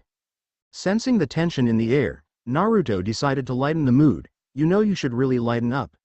When was the last time you actually relaxed? I swear if you glare anymore, your face will be stuck in a permanent frown. Tim and Barbara were surprised at the Hokage's change in demeanor and how he talked to Batman. No one had ever brushed off the bad glare before. They both had to stifle a laugh that was threatening to come out. If possible, Batman's glare sharpened even further before relenting somewhat. Perhaps a different approach will get me more answers, the Dark Knight thought. Ever since your first appearance in San Francisco I've been keeping close tabs on you. Where exactly did you come from? Batman spoke in fluent Japanese, thanks to his studying of many different foreign languages. This was also a way of testing if the Hokage may have relations to the rumors of his supposed Japanese heritage. Hearing this, Naruto let out a happy grin. Oh, you speak my primary language? I guess I shouldn't be all that surprised considering who you are, but it's nice to speak this language with someone else for once, even if it is with a grouch like you. As for where I'm from, sorry but I'd rather not divulge that to you yet since I also don't trust you either. Batman's brow creased in slight confusion. Are you saying that you don't come from Japanese heritage despite it being your primary language? It's complicated, but no I'm not, was Naruto's vague answer. Batman could tell that he wouldn't divulge any more than that, and the man hadn't given him reason to interrogate him yet, so he wouldn't press that subject anymore. Instead he switched topics. From what I've seen in your previous fights and the current stance you have now, it's obvious that you've had intense training in forms of martial arts. Naruto allowed a smile to grace his lips. He was impressed with the Bat's detective skills. It made him wonder if Batman could possibly be able to outsmart even a certain lazy shinobi he knew. Very astute of you to notice, and I can take a gander that you've mastered a high level of martial arts yourself, if your apprentices are anything to go by. Only a master in many forms of martial arts could teach these kids such discipline and skill to be fighting crime. Tim and Barbara were somewhat frustrated that they couldn't understand what the two were chatting about, but both knew it was probably best not to interrupt, so they stayed quiet. Before Batman could continue their conversation, police alarms wailed nearby, catching everyone's attention. When Batman turned back to the Hokage, he was surprised to find him gone with no trace of him anywhere. Now I know how everyone feels when I do that to them. It's actually kind of annoying, Batman idly thought. Batman pulled out his communications link to connect with the police transmissions. It appeared that rumors of Ivy and Harley teaming up were true. They were currently held up in an abandoned warehouse where they were holding several civilian hostages. Bruce signaled for Tim and Barbara to follow his lead as they left to Ivy and Harley's location. Naruto meanwhile was watching the Bat family begin to move together to the sound of the sirens from a building he was standing upside down on. He decided to stick by and watch what happens in case they may need some help. One thing Naruto had to admit was that things had gotten more interesting. Naruto watched from a distance as the Bat family arrived at the warehouse where Ivy and Harley held up some hostages. They displayed impressive stealth and infiltration skills that reminded Naruto of his fellow shinobi. Batman gave Barbara and Tim vials of an antidote for Ivy's poison in case any of them needed it, and for both themselves and the hostages. Harley was currently ordering the mercenaries she and Ivy hired to shoot at the incoming police. A lot of them had decent firepower on their hands, which gave the police a tougher time in rescuing the hostages. The hostages were currently wrapped up in Ivy's plants, but Ivy herself was nowhere to be found. That sent Batman on edge as he suspected that it may be a trap, but he had to rescue the hostages before they were killed by the plant's toxins. Batman sent Batgirl and Robin to get the hostages out while he handled the Harley and the mercenaries. Barbara and Tim didn't like leaving Batman to face such armed men, but they knew how dire the situation was and complied with his orders. The Bat family parted and sprang into action. Batman crept up on the mercenaries from behind quietly. Harley was in the upper portion of the warehouse with only 2 mercenary guards at her side while the rest were on the bottom shooting at the police. Pulling out small metal-like pellets from his utility belt, Batman threw several of them nearby the mercenaries' feet. One of the mercenaries noticed one that tapped against his foot. Curious, he stopped shooting to pick it up. That was a stupid move as the pellet ejected a stream of gas in his face, as the other pellets activated as well. One of the smarter mercenaries noticed the gas first, and ordered the men. Anesthetic gas. Hold your breath, cough cough. The mercenaries began to lose consciousness one by one until they were all knocked out. Harley took notice of the gas downstairs. What's going on down there? She pointed at one of her bodyguards. You, go check what's happening. Red won't like it if you fail. The bodyguard gave a nervous salute and took off. The guard looked over the edge to see what was happening, only to receive a punch to the face as Batman used his grappling gun to launch himself up the next floor. The thug was sent crashing to the floor in an unconscious heap. The other guard noticed his partner fall to the floor and brought his gun up on the Dark Knight. Batman reacted quickly to this and threw a batarang at the man's hands, forcing him to drop his weapon. He rushed at the guard, giving him a hard uppercut to his midsection, making the mercenary reel over in pain, and then threw the thug over his shoulder, knocking him out. Now that the mercenaries were taken care of, Batman turned his attention to Harley. Harley gave him a wide cheesy grin as she waved at him. Hiya Bats, been a while. No games, Harley. What are you and Ivy planning? Batman demanded. Harley bit her lips. Well, you see, Red asked for my help, so I'm just doing her a favor. And as for what she's got planned, you're gonna have to figure it out. Harley pulled out her own specialized gun that fired a deck of Joker cards and began firing them at the Bat. Meanwhile, Batgirl and Robin put on specialized poison masks to make sure they weren't affected by the plant's poison. They secured the hostages and began to administer each of them an antidote before they were further infected. Things seemed to be going smoothly until the ground beneath their feet shook a little. It felt as if something was coming closer and closer. Barbara's eyes widened. Robin, we gotta move now. Both made the intention to move, but they weren't quick enough as large plant vines erupted from the ground, ensnaring the two. They struggled to break through the vines' grip, but the harder they tried, the more the vines seemed to constrict them. A large seed rose from the ground and began to sprout petals of roses, and lying in the center of the petal was poison ivy. The redhead chuckled at the two's predicament as they continued to struggle. Seems you two are stuck like a bug in a Venus flytrap. They glared at Ivy, who ignored their glares as she had the vines rip off their breathing masks and began to send poison toxin into their bloodstreams by making them breathe the toxic powder the plants were starting to emit. The Bat protégés continued to squirm in attempt to pull free, but eventually the toxins took their effect, making them stop struggling. Batman was able to see Tim and Barbara's situation from the top floor.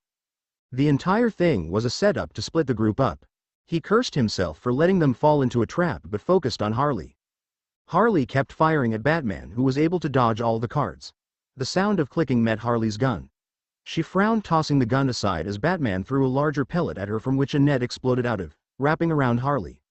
Harley fell to the floor kicking and screaming like a spoiled little girl who didn't get what she wanted. Batman ignored her and took off to assist his apprentices before it was too late. The weights added around the net would hold her in place for a while. When he was within range, Batman threw a batarang at the vines that were holding Tim and Barbara in place. Before it could sever the vines, however, it was snapped aside by another vine. Ah, Batman, you're just in time to see your two stooges die from the toxins my darling plants gave them. Would you care to join them? Ivy asked in an all-too-sweet voice. Batman didn't get to respond back as Ivy had sent more vines to chase after him. Naruto had enough of watching. He had planned on leaving this to the Bat family, but now they looked like they could use some help. He thought of using a Kaden fire-style jutsu, but scratched that thought. With all these plants in the warehouse, there was a good chance that he may set the entire building on fire, which would just make the situation worse. Naruto had the right jutsu in mind for this situation. He went through the necessary hand seals before inhaling deeply, sending chakra into his lungs. Food and Kamaitachi. Wind style. Cutting whirlwind. Naruto inhaled sharply before blowing out the air he held in lungs. The gust of wind was sharp and slashed up all the vines. Batman and Ivy seemed shocked at the sudden gust of wind that managed to cut all the vines up, setting all the hostages including Barbara and Tim free. Batman had a good hunch on who had caused the gust of wind, but he had other more important prioritizes right now. Ivy, seeing her treasured plants all cut up, recoiled her giant rosebud to escape through the ground. Her plans had been so close to succeeding, but it had been ruined by some unknown factor. She would make whoever had ruined her plans regret it. Batman rushed to Tim and Barbara's side and checked both their vitals. They were faint but still there.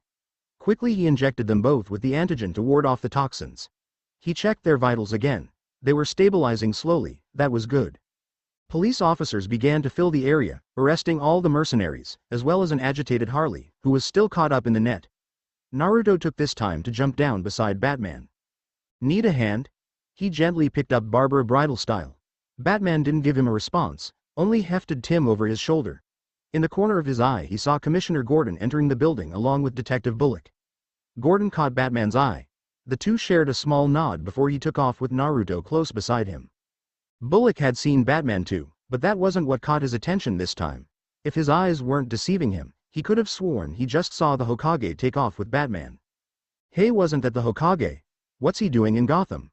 Gordon shrugged disinterested. All he cared about was arresting these mercenaries in Harley.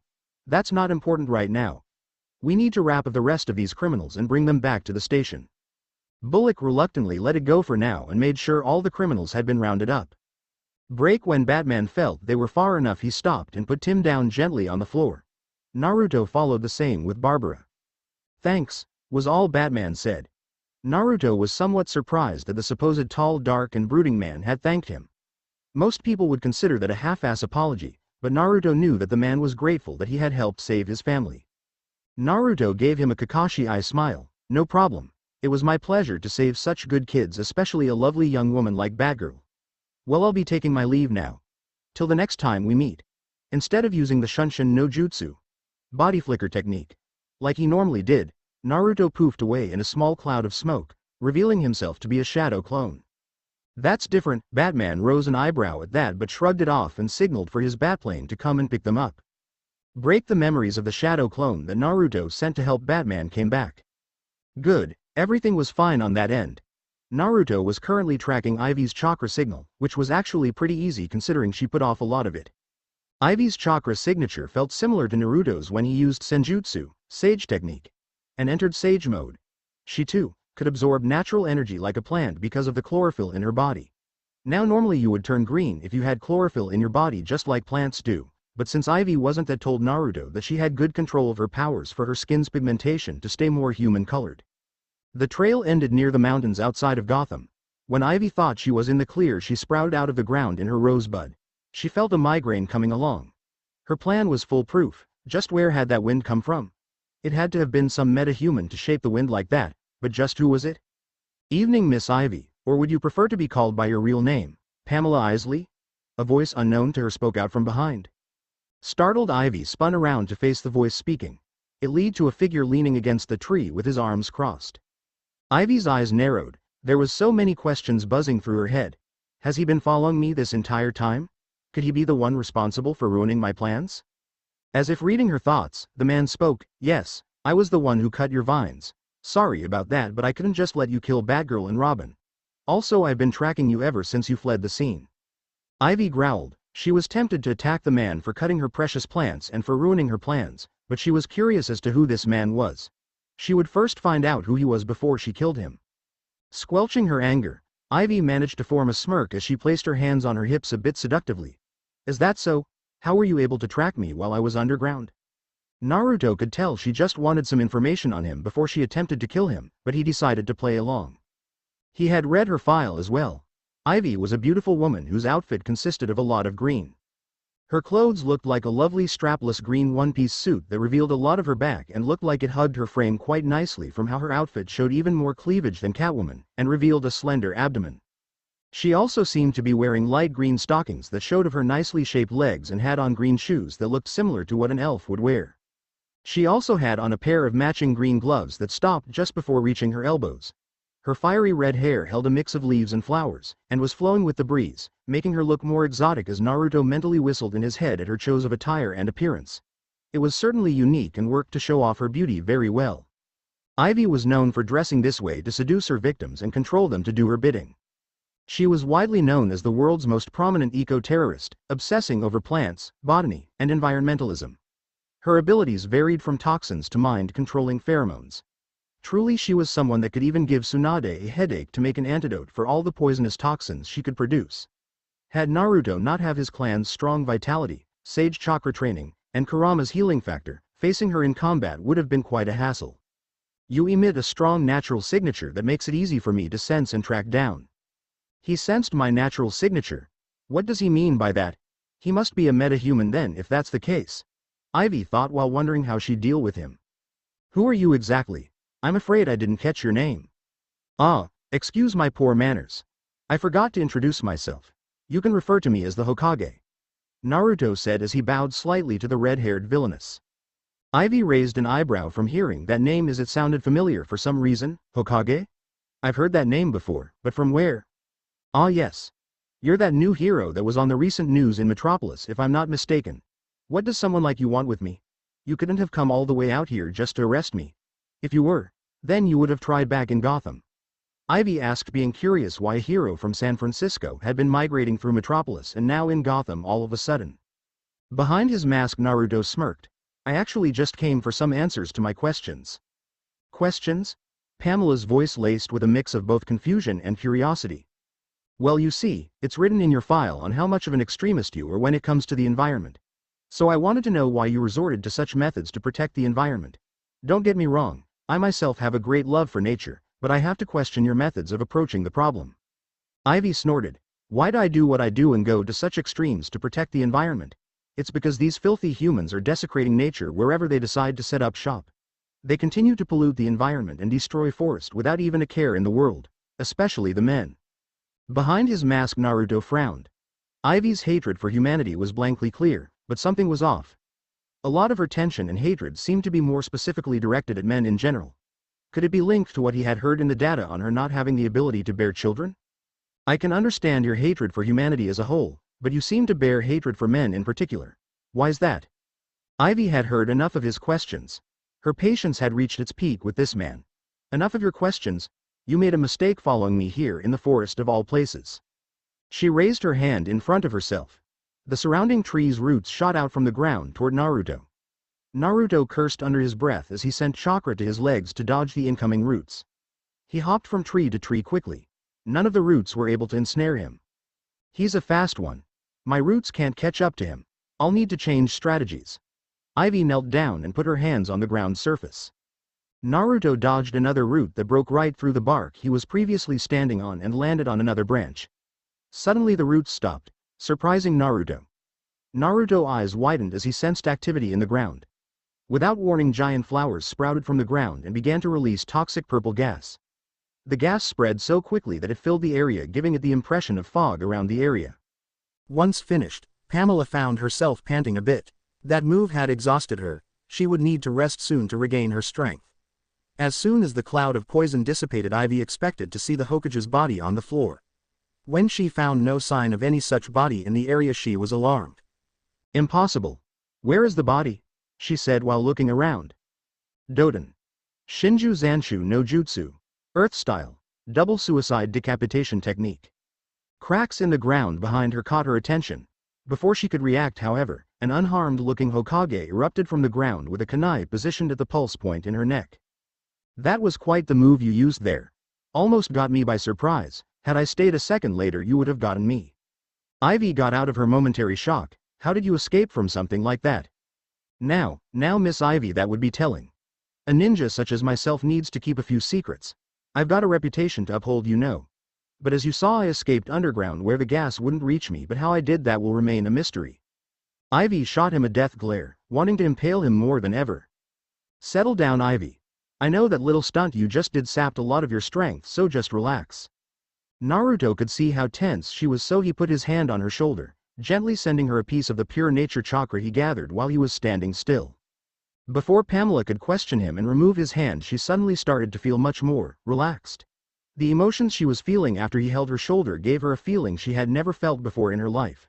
Whatever it was, it made her feel much more relaxed and rejuvenated. It was like something akin to being in nirvana. She actually let out a low moan of relief from the sensation she was feeling by his touch.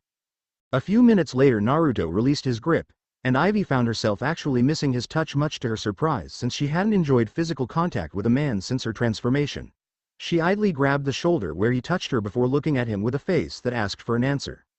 Much like how you can gather the natural energy from the sun thanks to the chlorophyll in your body, I can gather the pure nature energy of our surroundings. What you felt was that energy in its purest and most natural form, Naruto explained. Pamela gave him a look of slight disbelief, but on the inside she was hoping that he was telling the truth. If what he said was true, then he may actually understand her unlike everyone else. Then are you also in tune with nature like I am? Ivy asked, slightly hoping he was, since he could become an ally for Mother Nature. In a way I guess you could say I am, since I become one with its natural flow of energy. Although I can't control plants like you, I do possess an influence over them. Hearing this, Ivy looked a little skeptical. I can see you don't believe me. Here, I'll show you. He looked around and spotted a nearby dying plant that was shriveling and brown in color. Naruto knelt down next to the plant and gingerly touched its leaves. He closed his eyes in concentration, focusing on gathering the necessary nature chakra, which was much easier now that he was out of Gotham and in the mountains. Pamela continued to stare as this man stood as still as a statue, and she began to feel the wildlife around them drawn to him. A bird had even come out to rest on his shoulder, much to her surprise.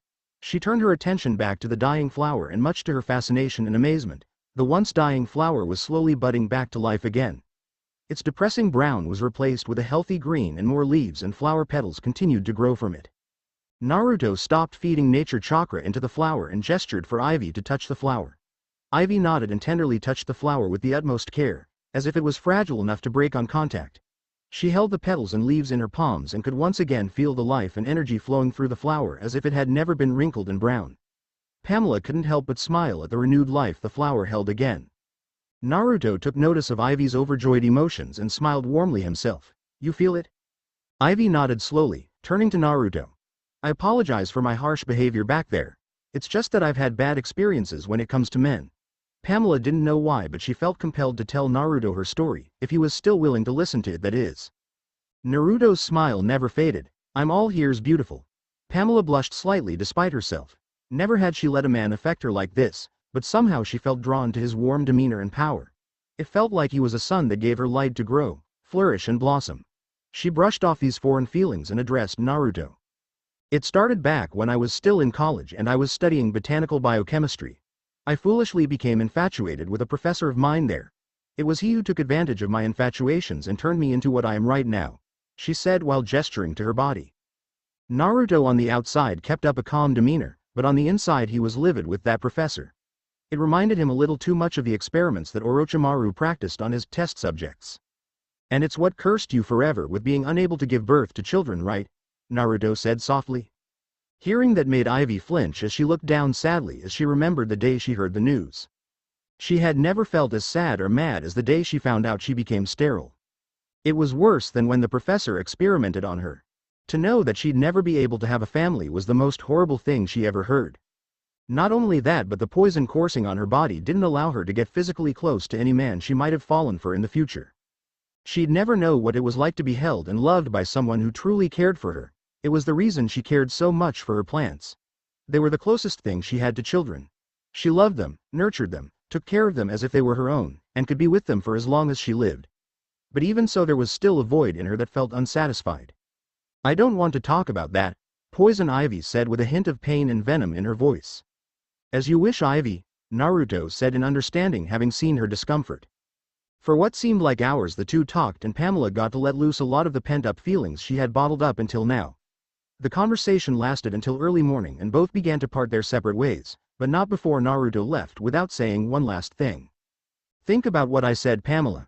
Killing these people isn't the way to go about your protests. There's always a better way. And what way is that, Hokage? One way is to let others help you. After all, I'm sure there are other people out there who share your desire to protect nature from any further destruction. Once you find them and try using the law to protect it rather than fight against it, I'm sure you'll see that it's much beneficial to be on the side of good. Especially if it means you won't have to keep facing Batman and his apprentices. Don't you think that sounds better than being a criminal wanted for arrest? Pamela smiled at the gesture, and this smile was the first genuine smile that she had used in quite some time. It does sound better now that you say it. Thank you for what you've said and done. I'll think about your offer, but I can't promise anything right now. That's all right. These things will take some time, but before I forget, this is to keep into contact with me in case you need my help or just want someone to talk to. Naruto opened his pouch, bringing out one of his father's Hiraishin, Flying Thunder God, kunai. Naruto placed it into her palm, in which she sent him a questioning look. It won't matter where you are on this earth. Wherever you throw that kunai, I'll be able to teleport there instantly. Had Pamela not seen his previous acts earlier, she would have labeled him insane, but after seeing what he had shown her thus far, she didn't doubt what he said was true. It was nice meeting you, Pamela. Talk to you some other time. Without another word, he vanished in a swirl of leaves. Pamela stood there clutching the kunai he gave her. With one last small smile, she took off underground in her flower bud. She had a lot to think about now after meeting the mysterious Hokage. Break the following day, Naruto had slept like a rock all day. His conversation with Pamela had dragged on through the night. By now the sun had already set and the moon was beginning to come out. He cursed at the fact that his sleeping pattern was all out of whack now. He had rented a room in a standard hotel, nothing fancy. It was about time for him to leave Gotham. Rumors were spreading around the city that he had been spotted with Batman and everyone was talking about it. Naruto didn't want to overstay his welcome, but he still had one more thing to do before he departed Gotham. Making a single-hand seal, he transformed into the henge of a random person he used to rent the room. After paying for the fees to stay a night, he took off to visit everyone's favorite cat. Selena Kyle stroked her cat Isis's fur as she let her thoughts wander to last night's events. Right now she was conflicted about the things the Hokage had said about her past. Normally she would never let someone get to her like this. Heck, even Batman didn't get through to her this much, but there was something about the Hokage that was different. At the moment she was in her Catwoman costume and was enjoying the scenic view of the moon. Being in uniform and out at night was one of the only things that made her feel alive. Isis licked her owner's hand, consoling her owner, for she could feel her mistress's mixed emotions. Selena smiled at her precious darling, scratching the back of her neck, causing the cat to purr. The images of the man's eyes were stuck in her head. There was something in the man's eyes that she felt she could relate to. It was the eyes she had when she was just a kid, one that experienced a great tragedy. Her deep thoughts were broken by the sound of a familiar voice behind her. "Nice night, mind if I join you?" Selena turned to the source of the voice to find the man she had been thinking about. The Hokage stood right behind her inside her room. She had no idea how he found her, let alone how he got inside her room without her noticing, but despite that she didn't feel threatened or invaded. In fact, she felt like she was just getting a visitor. Not at all. She motioned for him to sit on the side next to her, which he graciously took. "How did you find me?" "I followed your energy signature that every person has. Each person has their own specific signature. I'm able to track it wherever it is. Well, unless they're really good at masking it." Isis hopped over towards Naruto. She stared intently at him, as if judging if he was intending to harm her mistress. With a small meow she walked over to Naruto and started rubbing against his legs. Naruto mentally sighed to himself. For a minute there he thought it was gonna turn into another Tora incident. Selena was surprised at Iris' actions. She normally wasn't this friendly with strangers. That in itself told her that there may be something special about the Hokage. Naruto smiled at Isis and motioned for her to join him on the couch, which she did as he stroked her fur. He was thankful that the cat actually liked him, unlike a certain evil cat of the daimyo's, feudal lord, wife. That damn cat called Tora had to have been possessed by some demon or something. Then again, maybe it was because he was returning him to that woman who squeezed him to death that he always attacked him to get away. Not to mention Naruto seemed to have been having an easier time with animals after the Biju-tailed beast gave him a part of their powers. One of which happened to be the Nibi named Matabi, who was a giant flaming cat, which made him wonder exactly what kind of effect he had on animals now. "So have you thought of what I said before?" Selena nodded. "What exactly did you mean when you said that you felt the same pain I felt?" Naruto's demeanor changed at the mention of his past words. "When I did a back check on your history, I found out that your parents had died, but the files didn't state the reasons why. The reason I said that I understood your pain is because my parents had died when I was young." The look in his eyes and the tone of his voice told Selena that the man wasn't lying to her. But then that begged the question to why he would share something so personal to someone he had only met yesterday. "Why are you telling me this when we've only just met yesterday night?" "Because you remind me of myself a little when I was a kid. Your eyes show the pain of your past, and so does your situation. Just like how you had to fend for yourself on the streets of Gotham, I had to fend for myself where I had lived. It was tough, and at one point I hated almost everyone, damning the world for the cursed life it gave me." Selena could almost feel the somberness in his voice. She felt compelled to ask what had been on her mind. What change? "Eventually down the road, I was able to meet friends who I could truly call family. It was they who gave me the motivation to keep going and get stronger. A reason for me to strive and protect my precious people with all my strength." Selena crossed her arms, not quite seeing the connection. "And what does this have to do with me?" "Everything. I believe the reason you go to such extremes to save animals is because you feel that you somehow relate to them more than most humans, and I have a feeling that it somehow all ties with your parents' deaths." Selena sighed to herself. She felt compelled to slap the man for bringing her parents up again, but she also admitted to herself that what the man said made some level of sense. That, and he seemed to understand her pain unlike most people. The only other person who she felt that related to her was Batman, for she knew who he really was and that of his past. I'm sorry for bringing up your parents again. I just wanted you to know that I can relate to you in some ways. You know that you shouldn't steal to achieve your goals, even if the people you steal from are the corrupt kind. Selena gave him an even stare. Why shouldn't I? You of all people should know how much they deserve it. That may be, but if we resort to using such tactics, then that won't make much better than them. If everyone decided to get even and sought for revenge, then that would just cause an endless cycle of hatred.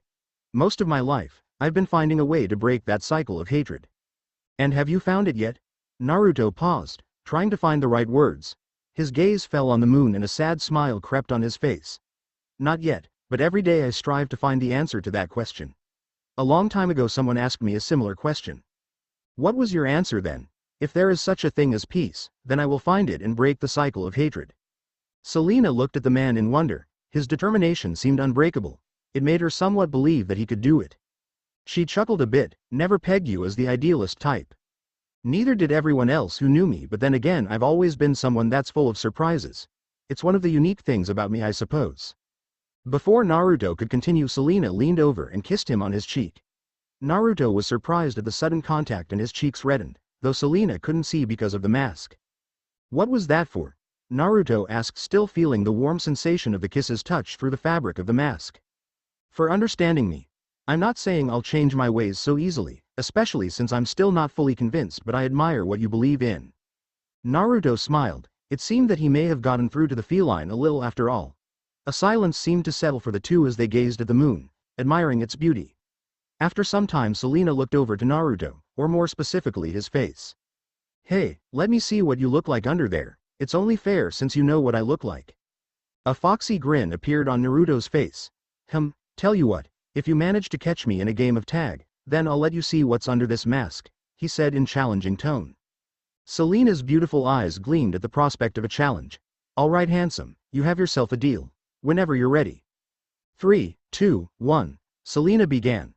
Go, Naruto shouted as he dashed off, while at the same time deciding he wouldn't use any of his skills except for wall walking to avoid Miss Kyle's attempts to catch him. Thus began the never-ending game of tag between the cat and the fox. A month has passed since Naruto's appearance in Gotham. After his fun game of tag with Selena, Naruto had left Gotham the next day. Their game had been quite amusing, seeing her try to catch and unmask him. He idly wondered if Kakashi ever had moments like these when people wanted to see his face. Well, the game had gone on for about an hour until Selena finally caught Naruto off guard when she secretly had Isis jump on his back, startling him and making him slip his guard, which allowed her to finally catch him after the long chase. Little did she know that Naruto purposely let her unmask him for the benefit of deepening their friendship. Though, he did take in great amusement from her expression. As promised, Naruto showed her his true face and he laughed when he saw her reaction. She had been left in awe when she saw his face, especially his whisker marks. She had asked if they were real or just tattoos, and to her surprise he said they were real. Naruto had visibly blushed when Selena caressed his cheeks and rubbed her hands on them to see what they felt like, and then to her own amusement Naruto had unintentionally purred in her touch, which made her laugh as she called him a big soft kitty in black clothing.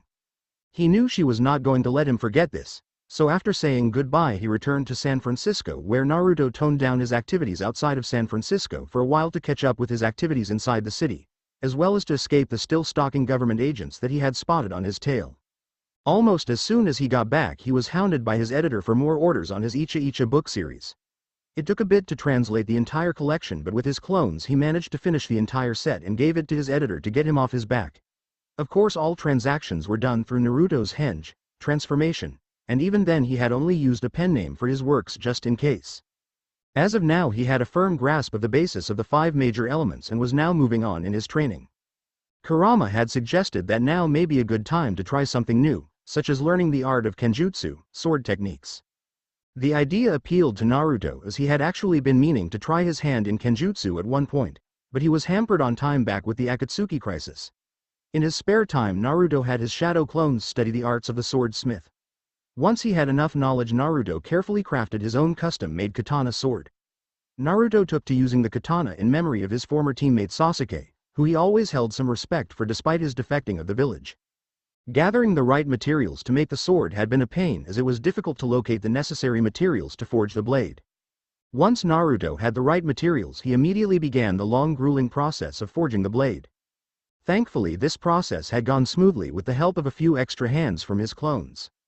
Despite not having the knowledge of the process to make swords like what the seven swordsmen of the mist had used, Naruto and Kurama had decided to experiment.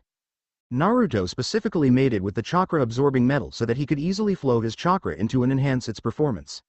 Similar to how the samurai channeled chakra into their swords to increase their sword capabilities. Kurama had even made an interesting suggestion of giving the sword some level of sentience like Kisami's sword Samahata, Sharkskin, had. Yin chakra is the spiritual energy that governs a person's imagination. By pouring Kurama's yin chakra into the sword, theoretically in time the Chikudo would gain a self-conscious of itself. After all, Kurama himself was technically a sentient being made from chakra. The only setback was that the process of the Chikudo accepting and adapting to Kurama's chakra would be a long process that could take months before it showed any signs of sentience. Another issue they had to worry about was that both Naruto and Kurama only had limited knowledge concerning kenjutsu techniques. To compensate, he had to rely on this world's knowledge on sword techniques, which turned out surprisingly informative. This world's people may not use many shinobi skills, but they still retained a portion of taijutsu, body techniques, and kenjutsu, sword techniques. Adding to that, Naruto also put in his past experiences with kenjutsu users back in the elemental nation. Sasuke was a prime example, as well as Killer Bee, Sai, and any of the samurai that Naruto fought alongside of in the 4th Shinobi War. The style of fighting was new to Naruto, but one that he liked, and it fit his style of fighting considering he still preferred close-quarters combat. Training had not been the only thing on Naruto's agenda though. Throughout the month, Naruto had occasionally spoken with both Pamela and Selena about the cleaning of their criminal records. The process was slow and difficult, both had similar issues and personality. Selena would have a tough time adjusting to a life without thievery, considering that was what she had been doing for most of the entirety of her life. That, and her parents' death and lifestyle had affected how she communicated with people. She may be a calm person most of the time, but whenever it involved the safety and security of animals, that's when you had to watch out for her claws. She didn't often converse with many people other than a select few such as Batman, her assistant, Bruce Wayne, and now Naruto himself. Thankfully she already had somewhat of a head start considering she was serving her probation. Pamela's situation was another case in its own, much more complex. Unlike Selena, who was only charged with thievery, Pamela was being accused of attempted murder and much collateral damage. These charges made it difficult for her to change as she was not entirely loved much by the people and government. Her issues with humanity, particularly with males, did not help much either. She wasn't the most sociable person, that's for sure. In fact, even before she was changed by the experiments done to her, she admitted to being a shy and somewhat withdrawn person. Besides Naruto, the only other person Pamela had formed some kind of relationship with was Harley Quinn, which spoke volumes of how antisocial her personality was. Naruto knew that it could take some convincing and much time, but he was confident that both Pamela and Selena could do some significant good in the world. Superman had heard of Naruto's appearance in Gotham and asked Batman of the details. Batman told of his brief contact with the ninja, from his discussion with the Hokage to the events with Poison Ivy and Harley. They still knew very little of the Hokage and his origins, but the man's behavior led them to thinking that he was someone that could be trusted for now. The Hokage's actions in his attempt to change Catwoman and when he helped the Bat family further added to that conclusion.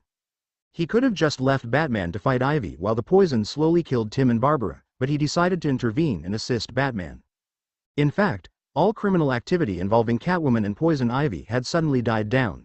Not once had either of the two caused trouble in the past month, which both relieved and made Batman wary, especially with Poison Ivy since he could understand Selena at least trying to stay out of trouble, but Poison Ivy was a different story. For now, all he could do was observe the city of Gotham for any activity concerning the two and hope for the best. XXX in the middle of the night Naruto slept soundly, dreaming of the good times he had with his friends back in the elemental nation. His dream, however, suddenly began to shift into an unfamiliar scene. Naruto stirred uncomfortably as his face began to sweat profusely. Images and screams of people he didn't know flashed and distorted all around. As quickly as the visions came they stopped.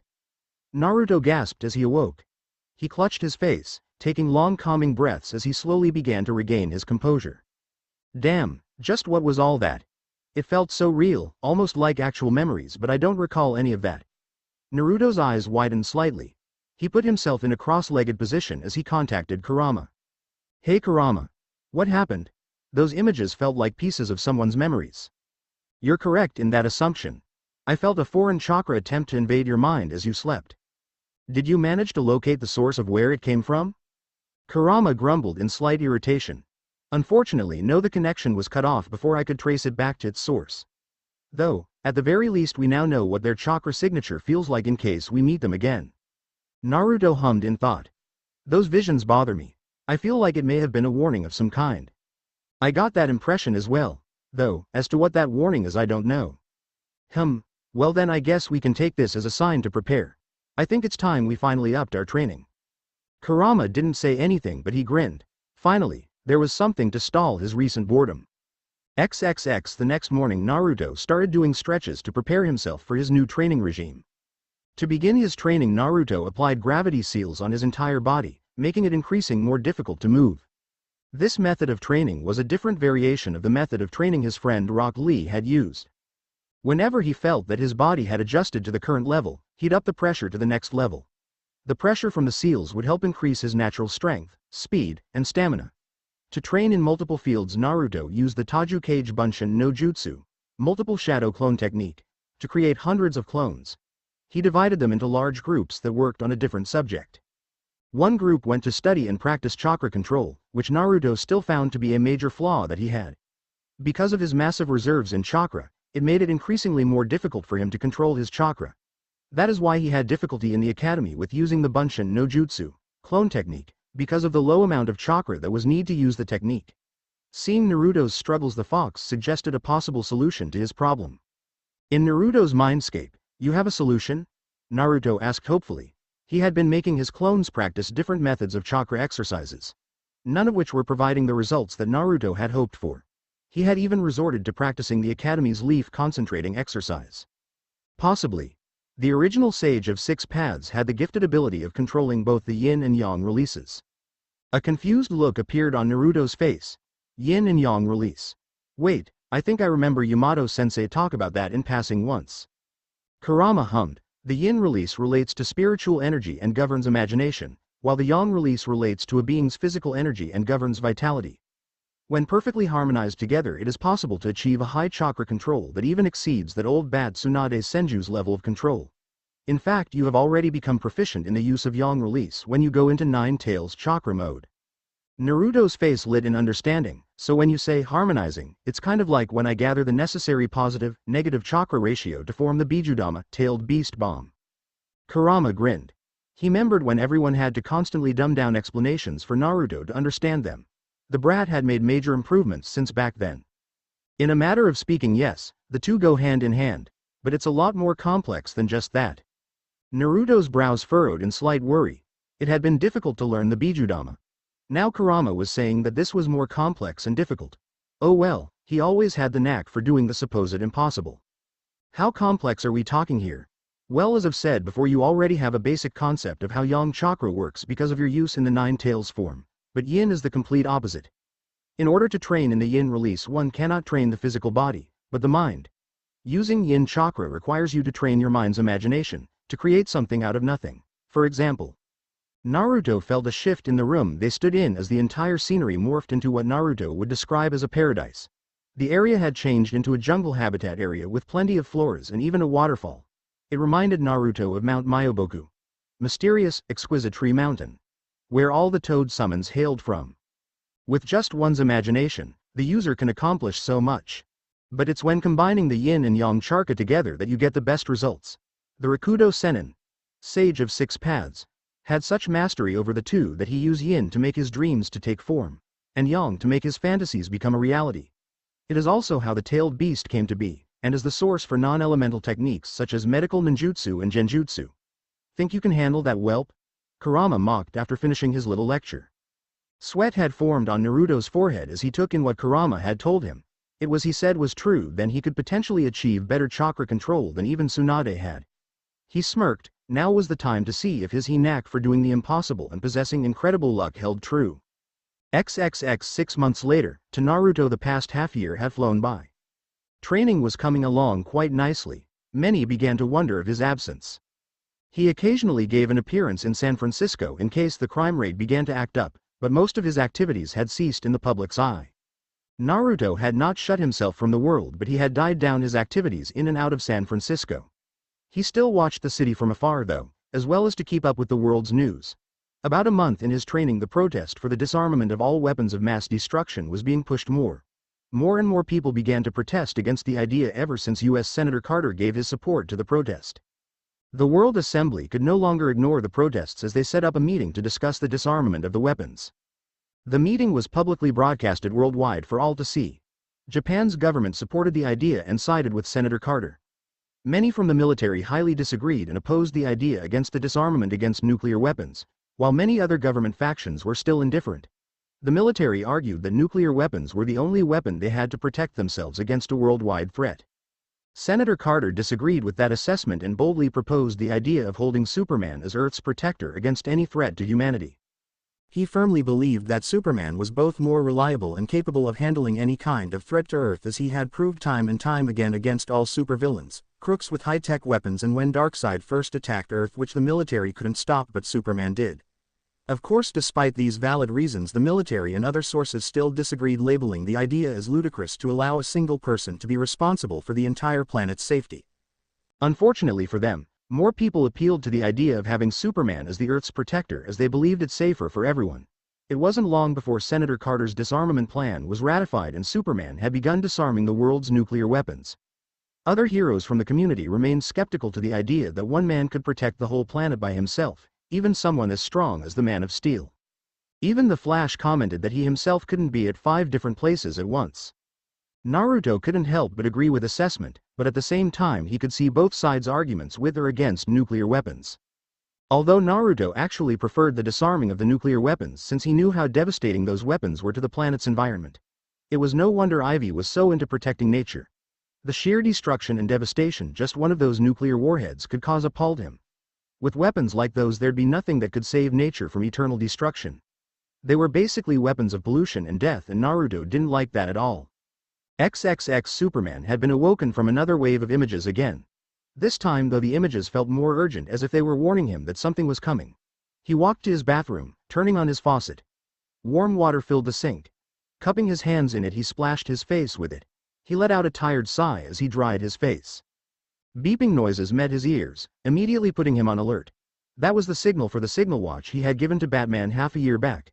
With great speed he changed into his uniform and flew out his window to the source of the signal. The signal led him to what looked like an abandoned Star Labs. He flew down to the back door, opening it. As he walked inside the barely lit room, he spotted, much to his horror, an unmoving Batman crushed under a fallen stack of bookshelves. Lunging to the Dark Knight's side, he hefted the bookshelves off him. Clark used his X-ray vision to examine him for injuries. A few bruised ribs, but luckily he was just knocked unconscious. A screeching sound grabbed his attention as he looked at the room's windows. What appeared to be a large meteorite streaked in the skies above Metropolis, leaving a trail of fire and smoke in its wake. The large flaming rock crashed into the nearby Central Park, luckily without hitting any buildings on its way down. Clark flew Batman over the meteorite and left Batman with a nearby medic. The fire department quickly began working on washing out the flames, while spectators and reports observed the flaming rock. Once the fires were put out, steam began gushing out of the rock. What looked like a large and sharp white leg broke through its surface as they almost crushed a few policemen. Luckily, Superman swooped in and carried them out before they could be impaled. The rest of the creature rose from the rock. It stood on 3 of those long legs, and its body gave the appearance of being both organic yet machine at the same time. What looked like its eye observed its surroundings before turning its attention to the mass of people on the ground. Its red center eye compressed, charging an energy beam. Superman caught on quickly to what it was about to do and rushed to take the blow for the wave of people it was aiming at. The invasion had begun. XXX seagulls screeched as they flew by the coastline near a beautiful beach. On the shores, 2 women rode on their horses. One of the horses neighed loudly as a beautiful raven-haired woman gently patted the horse's head. "Easy, girl, easy." She looked into the sky for a moment, frowning. "These omens don't bode well, mother. Mankind may be facing its darkest hour." The blonde-haired women next to her bristled at the mention of those dreadful men. "Then mankind shall face it alone." "How can you say that, mother?" While her people secluded themselves from mankind's world, that didn't necessarily mean that they should just abandon them when they faced such evil. "Whatever happens beyond these shores is not our concern." She spoke with finality, motioning her horse to travel back into the jungle behind them. "Here the gods will protect us." The daughter looked back into the skies. Whatever was attacking mankind's world gave her an uneasy feeling. "I hope you're right, mother." she whispered softly to herself as she motioned her horse to walk in another direction along the sands of the beach. Seeing this, her mother asked, "Where are you going, Diana?" "I feel like taking a longer walk around the shores of the Mistira. I'll rejoin you shortly after that." Hippolyta nodded. "Very well, but don't stay out too long. You have some training scheduled later and I don't want you missing it." "I know, mother, I won't be out long," Diana replied as she rode her horse down the shores while her mother rode back towards their home. Diana had walked her horse for a few minutes as her eyes wandered back to the horizon where man's world lays ahead, thinking back to the bad omens she felt. It was always a sign that something horrible was happening and she had a feeling that mankind was in dire peril. Knowing this, Diana felt a little torn. She had been raised on the Mistira since she was born and had been trained as an Amazon warrior while also being taught about the horrors of men. However, Diana was different from the other Amazons. While they loathed man's world, Diana found it mysterious and always wondered what it was like over there. It was why she felt kind of bad that she was doing nothing to help them. After all, there were also women who lived in man's world too, so it also felt like she was abandoning her fellow sisters. Diana stopped her horse near the jungle and sighed. "What should I do?" she asked herself. "You may just get your answer, Diana," a mysterious male voice said, surprising Diana. "Who's there?" Diana shouted, jumping off her horse into a defensive position. The voice was not feminine in any way, suggesting that the unanimous person was male, but then how did a man find the Mistira? "Easy there, Diana, don't tell me you've forgotten me already." The voice chuckled lightly as the figure flew out from the nearby jungle, revealing himself. The figure was a man who wore a toga with a large belt around their waist with spheres attached. He also had on a golden helmet with lifelike wings on the top and shoes with similar wings attached as well. Seeing the figure, Diana's demeanor instantly changed as she recognized the person. "Hermes," she said in a somewhat happy tone to see an old friend again as she bowed respectfully. "I didn't expect to see you here. How may I help the messenger of the gods?" Hermes floated down in front of her. "Actually, Diana, it's not me you may be assisting," he said, earning a confused look from Diana. Seeing this, Hermes scrimmaged through his satchel of scrolls for the one he was looking for, until he found it and held it in front of Diana. "This here is a message from Zeus requesting your help for an assignment he is offering you." Diana was now in a more serious state after hearing this. Zeus had never requested anything from the Amazons since the day their island was made, but now it seemed something had earned the mighty god's attention. "What kind of assignment?" Diana asked. Hermes unraveled the scroll and read it out loud. "By decree of Zeus, Father of Olympus, has requested the aid of Amazonian Diana of the Mistira for a special assignment. Diana of the Mistira shall journey to man's world to locate a mysterious new figure that is believed to possess a high potential of power and has shown signs of demonic energy as well. If you are successful in finding this being, then you are to report back with an assessment of the threat potential this being presents to them in the world." Diana raised an eyebrow at the request. Does this new being really pose such great power that it warrants special attention from the gods themselves? Hermes nodded. "Correct. About a few months ago Zeus sensed a great power spike suddenly appear on the planet, but as quickly as it came the power seemed to vanish. It wasn't until these recent few months that he's sensed glimpses of this same power for brief periods of time before it vanished again. This was repeated until that same signal was just sensed again, except this time the power signal isn't disappearing. Zeus suspects whoever this new unknown entity is. It is most likely engaging against the enemy that currently threatens Earth as we speak." Diana couldn't believe what she was hearing. "So then, he wants me to." Hermes finished for her. "Basically, he wants you to head over to man's world to find whoever it is that is in possession of this power and see if he is to be considered a threat." Diana looked uncertain. What is this power he sensed like? Hermes.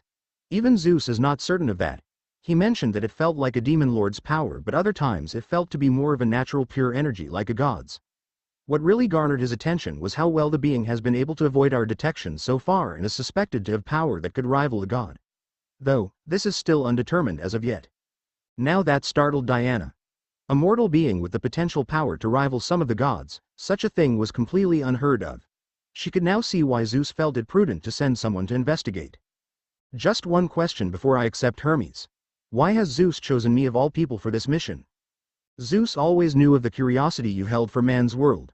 Besides, you were blessed by the gods to possess some of the greatest attributes of your people.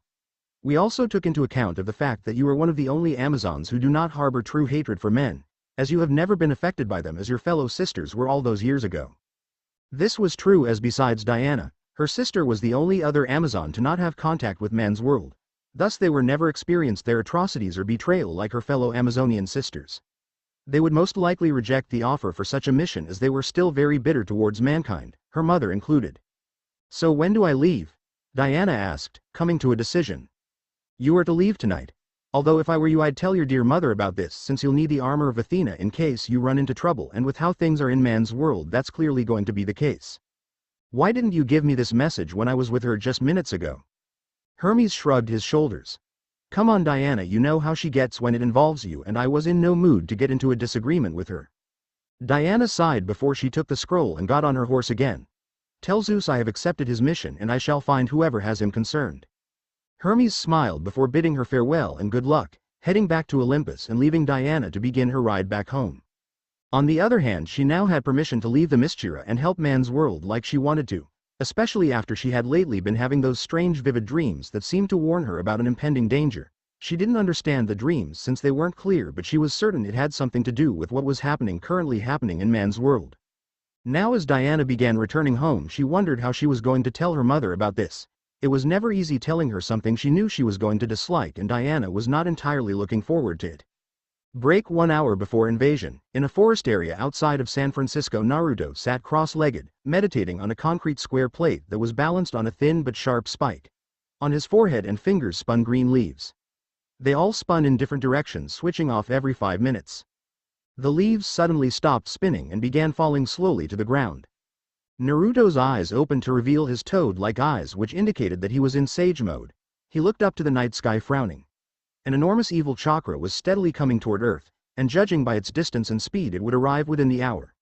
The thing Naruto noticed was that this chakra was divided in multiply signals, meaning it wasn't one chakra signal but a massive army of them numbering in possibly the thousands, dare he say even more. Jumping off the spike, he grabbed the wooden board he was sitting on and landed on the ground softly. He walked over to his coat that he left lying on a nearby branch. He made a single ram seal. A shadow clone poofed into existence next to him. The clone gave its creator a nod before speeding off through the forest at high speeds. Now that was settled, it was time to head off. His hand held his neck as the neck joints popped. Time to put all that training to good use. XXX San Francisco 1 hour later. Night had set in and the city's people went about their business. An object in the sky grabbed a few of the people's attention. The objects in question turned out to be large meteorites that steadily grew larger as they plummeted down in the center of the city. Flaming meteorites streaked the skies above the city.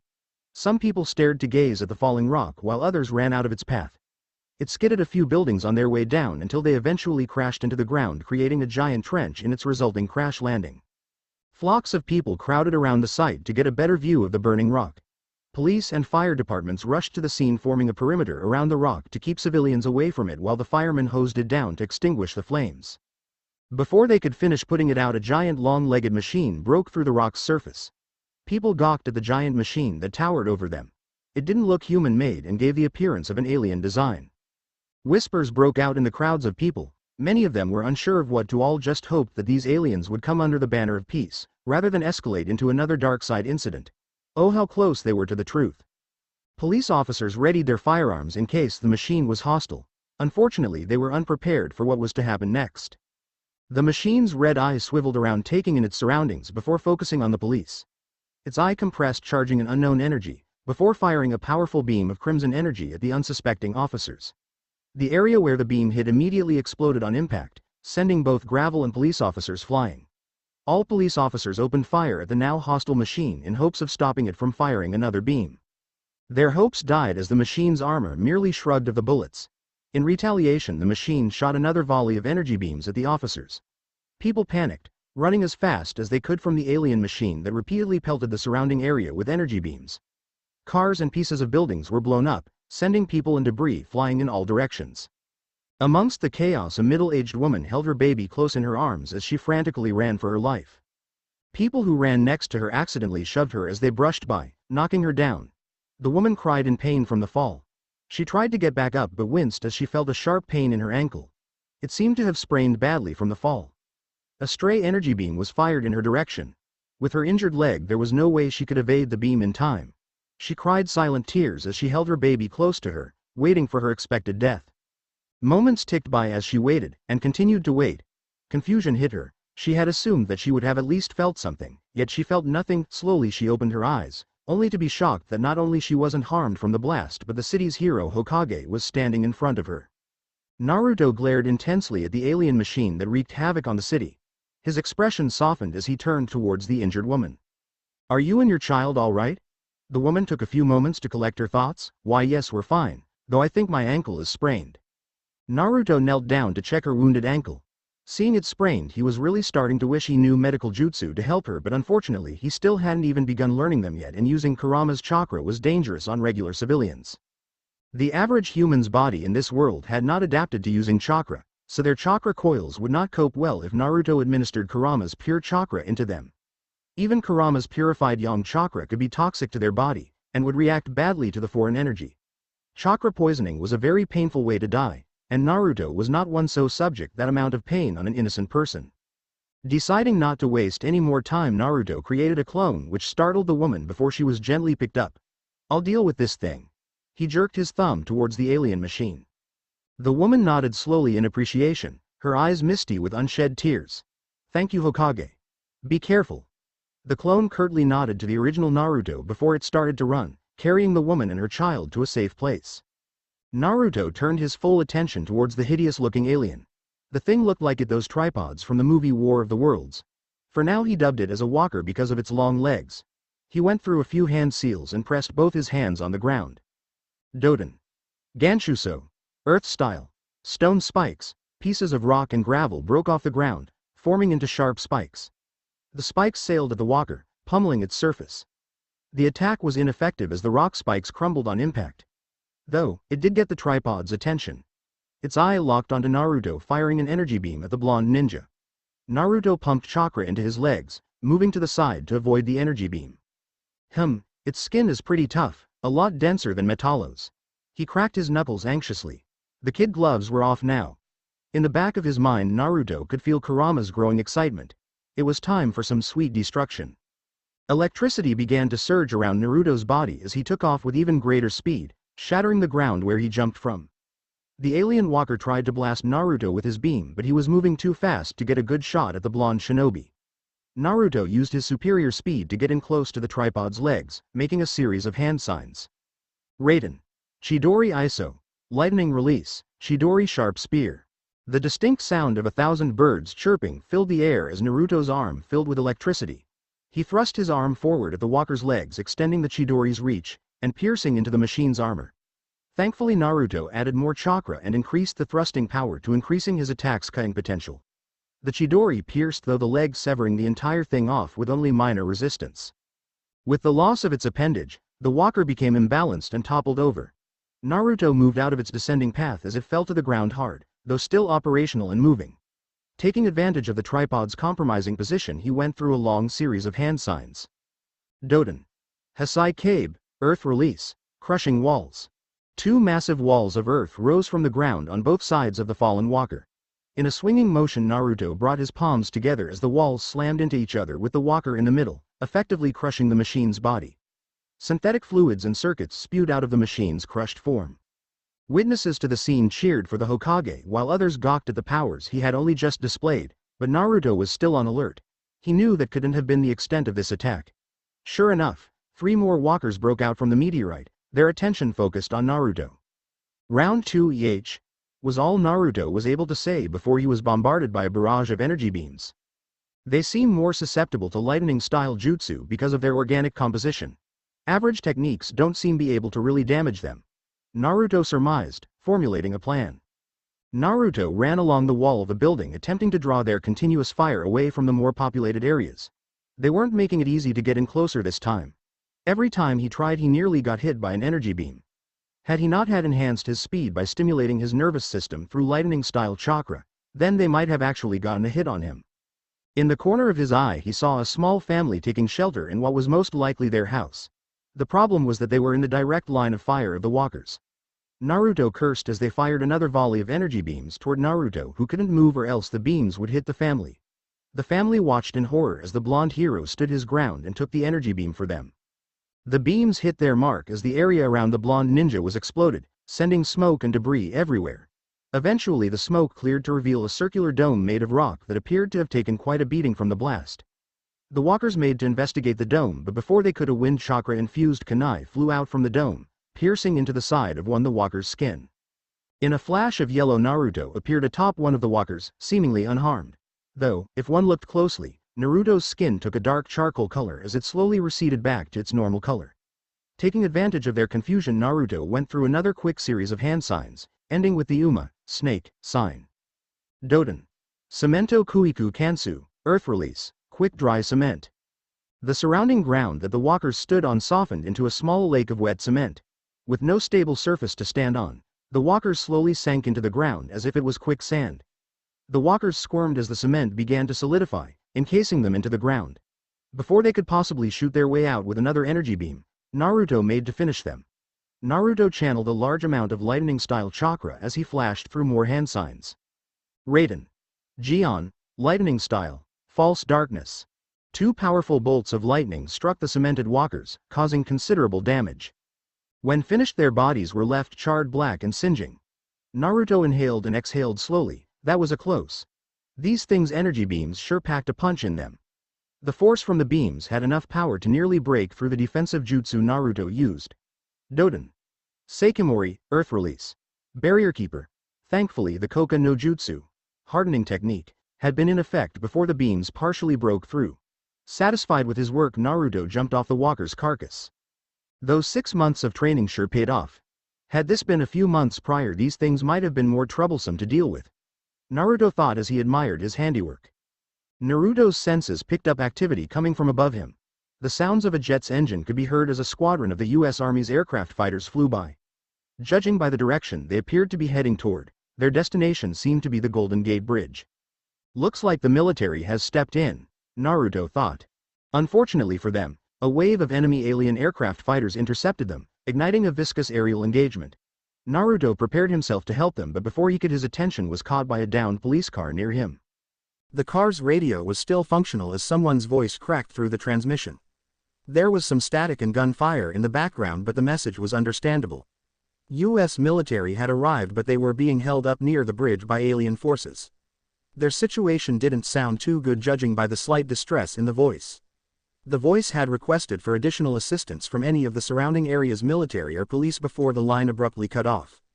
Seeing how dire the situation was, Naruto summoned a large mass of shadow clones to help the city's people and to finish off any remaining walkers before speeding off to his new objective. XXX, the Mischira. After speaking with Hermes, Diana immediately made a beeline to her mother's location to tell her of the mission she had received from the god Zeus. It was not long before she had found her mother in her studies room. Hippolyta grew a puzzled look when she saw her daughter's expression. It showed of a growing anticipation, which Diana only had when something worthy of notice caught her attention. "Diana, aren't you scheduled for your training exercise now?" Hippolyta questioned, curious as to what had her daughter so riled up. "Forgive my sudden abruptness, mother, but I just received a surprise visit from Hermes. What he gave me takes precedence over my scheduled training." Hermes? Now that was a figure that had not been seen in these parts for some time now. Hippolyta gestured for her daughter to explain. It must have been important for the god's messenger to have been sent to Diana on official business. For the next few minutes, Diana had told her mother of the mission that Zeus had requested of the young Amazon and all its details. Hippolyta was momentarily shocked as she slowly digested the information that Diana had told her and of the letter she had been given. It took some good prodding, but eventually Hippolyta had given her consent for Diana to take the mission. Though, she had done it reluctantly so, as she knew that the mission would be dangerous and she worried for her daughter's safety. True, she had been blessed by the gods and had been a gifted child in nearly all the Amazon's arts, but Diana wasn't in the same league as the gods, which was why she was worried. If this mysterious figure really possessed powers that could rival a god, then Diana might be in over her head if she has to fight him. On Hermes' recommendation, Hippolyta gave the armor of Athena to Diana for her to use on her journey, along with the lasso of truth. Once Diana had gathered all the necessary items she would need on her journey, her mother, along with a group of her fellow Amazonian sisters, bid her farewell on her journey. Before Diana took off, her mother gave her one last piece of advice. "Now, my child, you are fully prepared for whatever awaits you on your mission, but before you leave I wish to give you some last words of advice." "And what would that be, mother?" Diana inquired. "I am not fully aware of just how much has changed in man's world after all these years, but with hope man has changed for the better. Even so, remember to always stay cautious when in the presence of a man." Hippolyta spoke with all seriousness. Diana gave her knowing smile, Before hugging her mother one last time, she waved to her sisters as she flew in the air towards her destination. "May the gods watch over you, my little wonder," Hippolyta softly whispered to herself as she watched Diana's figure slowly fade from view in the skies. XXX, San Francisco. Golden Gate Bridge, gunfire littered the air as both human and alien alike shot at each other. The US military managed to hold the alien resistance for a while, but now they were steadily being overpowered. The aliens' weapons technologies were superior to their standard bullet projectiles. Though, that did not mean that they were necessarily useless. White fluid-like aliens slowly advanced through the human military's defenses. A sergeant took cover behind an overturned car as energy beams flew over his head. The Marine beside him fired at the enemy from the side of the vehicle only to receive a nasty hole between his eyebrows, where an energy beam had burned through his skull. Cursing, the sergeant keyed the comm system to get in touch with command headquarters. "Headquarters, we need backup on the double. We're being held up on the Golden Gate Bridge." "Where's the Air Force squad I asked for?" Static buzzed on the comm before a voice spoke. "I've just confirmed that the squad you asked for was intercepted by the enemy's aircraft fighter. The closest additional forces are also being held up, so backup won't arrive for at least an hour. You're on your own for now, good luck, soldier." With that, the comm went dead, leaving an extremely peeved sergeant. The sergeant cursed loudly under his breath. By the time reinforcements would get here, he and his men, along the bridge, would be overrun. Just what the hell were they gonna do now? With a numerical and technological disadvantage, there was only so much he and his fellow soldiers could do before those alien bastards killed them and blew the bridge. His mind went into overdrive, searching for some possible way to beat these things. He needed a miracle, and he needed one quickly. As if the heavens had heard his silent plea, a figure suddenly materialized next to Sergeant was surprised to see this city's resident superhero, the Hokage. Like most people, the sergeant had heard of the blonde hero's many exploits. Now some people were prejudiced against metahumans and heroes alike, but the sergeant didn't care about any of that. If the man was here to offer his help, then he'd be more than happy to oblige him. Naruto's eyes moved all around, surveying the surrounding area before focusing his attention on the sergeant. "Heard you guys could use some help. What are you and your men's status?" The sergeant was momentarily surprised, not because he offered help though. He already suspected he would. It was the way the man carried himself, like he had been through a war before. He brushed the thoughts off. Now wasn't the time to be wrapped up in his thoughts. "These bastards are setting up demolition charges to blow the bridge. They've already blown one of the support beams. If another one is destroyed, then this bridge will most likely collapse." He paused to catch his breath. "I'm running out of options and men. We don't have enough firepower to push them back, and backup won't make it in time." Naruto frowned. The situation was direr than he thought. His mind quickly took in the information, trying to come up with a strategy to take out the aliens on the bridge. He could use the Kirigakure no Jutsu, hidden mist technique, to cover the bridge with a heavy fog, and take them out one by one. No, there were too many chances for error with that plan. For one, it would not only confuse the enemy but the human soldiers as well. Not to mention that it could take too long to take them out individually, before they set off the bombs. "I can't use any destructive jutsu here, or else I risk destroying the bridge and killing any allies. I've gotta hit them hard and fast. That only leaves one option left. Tell your men to stand down and give me some room. I got a plan, and I can't have you guys getting caught in the crossfire." Before the sergeant could give a reply, the blonde shinobi jumped atop of a nearby car, getting the attention of everyone on the bridge. Naruto pulled out a three-pronged kunai and held it with both hands, bearing it in front of him. Human soldiers off to the side shouted for the blonde to get his dumbass out of fire, but their pleas fell on deaf ears as the aliens fired at the unmoving shinobi. What happened next was something that every witnessing person to the scene would never forget for the rest of their lives. In a matter of seconds, all the mucus-like aliens that were about to fire at the blonde shinobi were suddenly dropping to the ground one by one. Silence fell around the bridge as every witnessing person tried to register what had occurred. The sergeant himself was stunned at what he had witnessed. He barely blinked for but an instant and all the aliens were taken out, just like that. Naruto stood with one foot pressed on top of a fallen alien's backside as he twirled a Hiraishin kunai in his left hand's fingers while holding his custom-made katana in the other. He took a calming breath as he sheathed his sword. Had this been a few months back, Naruto wouldn't be sure if he could have pulled that feat off. It was only after months of practice with the Hiraishin no Jutsu, Flying Thunder God technique, and its speed and maneuverability that he could use it so effectively. Hell, right now he theorized that he was either just as good, or possibly even more proficient with the technique than his father, who created the jutsu. Many of the soldiers gawked at him, but he just shrugged off their looks of amazement and slight fear. He may have saved the bridge and stalled the alien forces, but that didn't mean that it was over, not by a long shot. Other parts of the world were probably invaded as well, and who knows when they would send another wave down to San Francisco. Naruto felt that this was just the beginning. Naruto was running away with a young boy no older than 6 in his arms. He and the other clones behind him were moving as many civilians to safety so they could fight without them getting caught in the crossfire. Those blasted alien walkers had started to gather where he was, and it was causing problems. Naruto had shifted his priorities to evacuating the civilians while covering them from any fire from the walkers that would dare aim for them. After the bridge had been safely secured, Naruto had made it one of his top priorities to help the people move across the bridge and into the military's protection. The young boy had been holding onto Naruto as if he were a life raft and looked like he was scared of what was happening with the alien attacks. The clone gently patted his back and told him it's going to be okay. However, Naruto saw that things weren't really okay. Despite his clone's help in evacuating, there were still some that got injured and needed to be checked at. It was times like these that he wished he had started training in medical jutsus so he could heal people like Tsunade did. But he knew it was pointless having wishful thinking now as he blocked another laser shot aimed for him with an earth wall. Once they made it across the bridge, the boy gratefully thanked the blonde shinobi, as did the parents who were beside brought to their son by the other clones. The boy rushed to his mother, who gave her son a hug. Naruto's eyes showed both a mixture of happiness and a small hint of sadness. He was happy that the child would be all right and reunited with his family, but yet sad that he never got to have such an experience as that. True, he had met both his parents one last time, but those moments had been short-lived. Naruto's inner thoughts were interrupted when someone had called out to him. He turned to his side to find a sergeant that he had helped protect the bridge with. Despite the fact that Naruto was not from the military or any other official faction for that matter, the sergeant gave him brief but crisp salute, as a show of appreciation and respect. Hey! Naruto had won the sergeant's eternal gratitude and thanks for not only saving his ass and those of his remaining men, but the bridge and assisting these civilians out as well. All those added together equaled respect in the sergeant's book.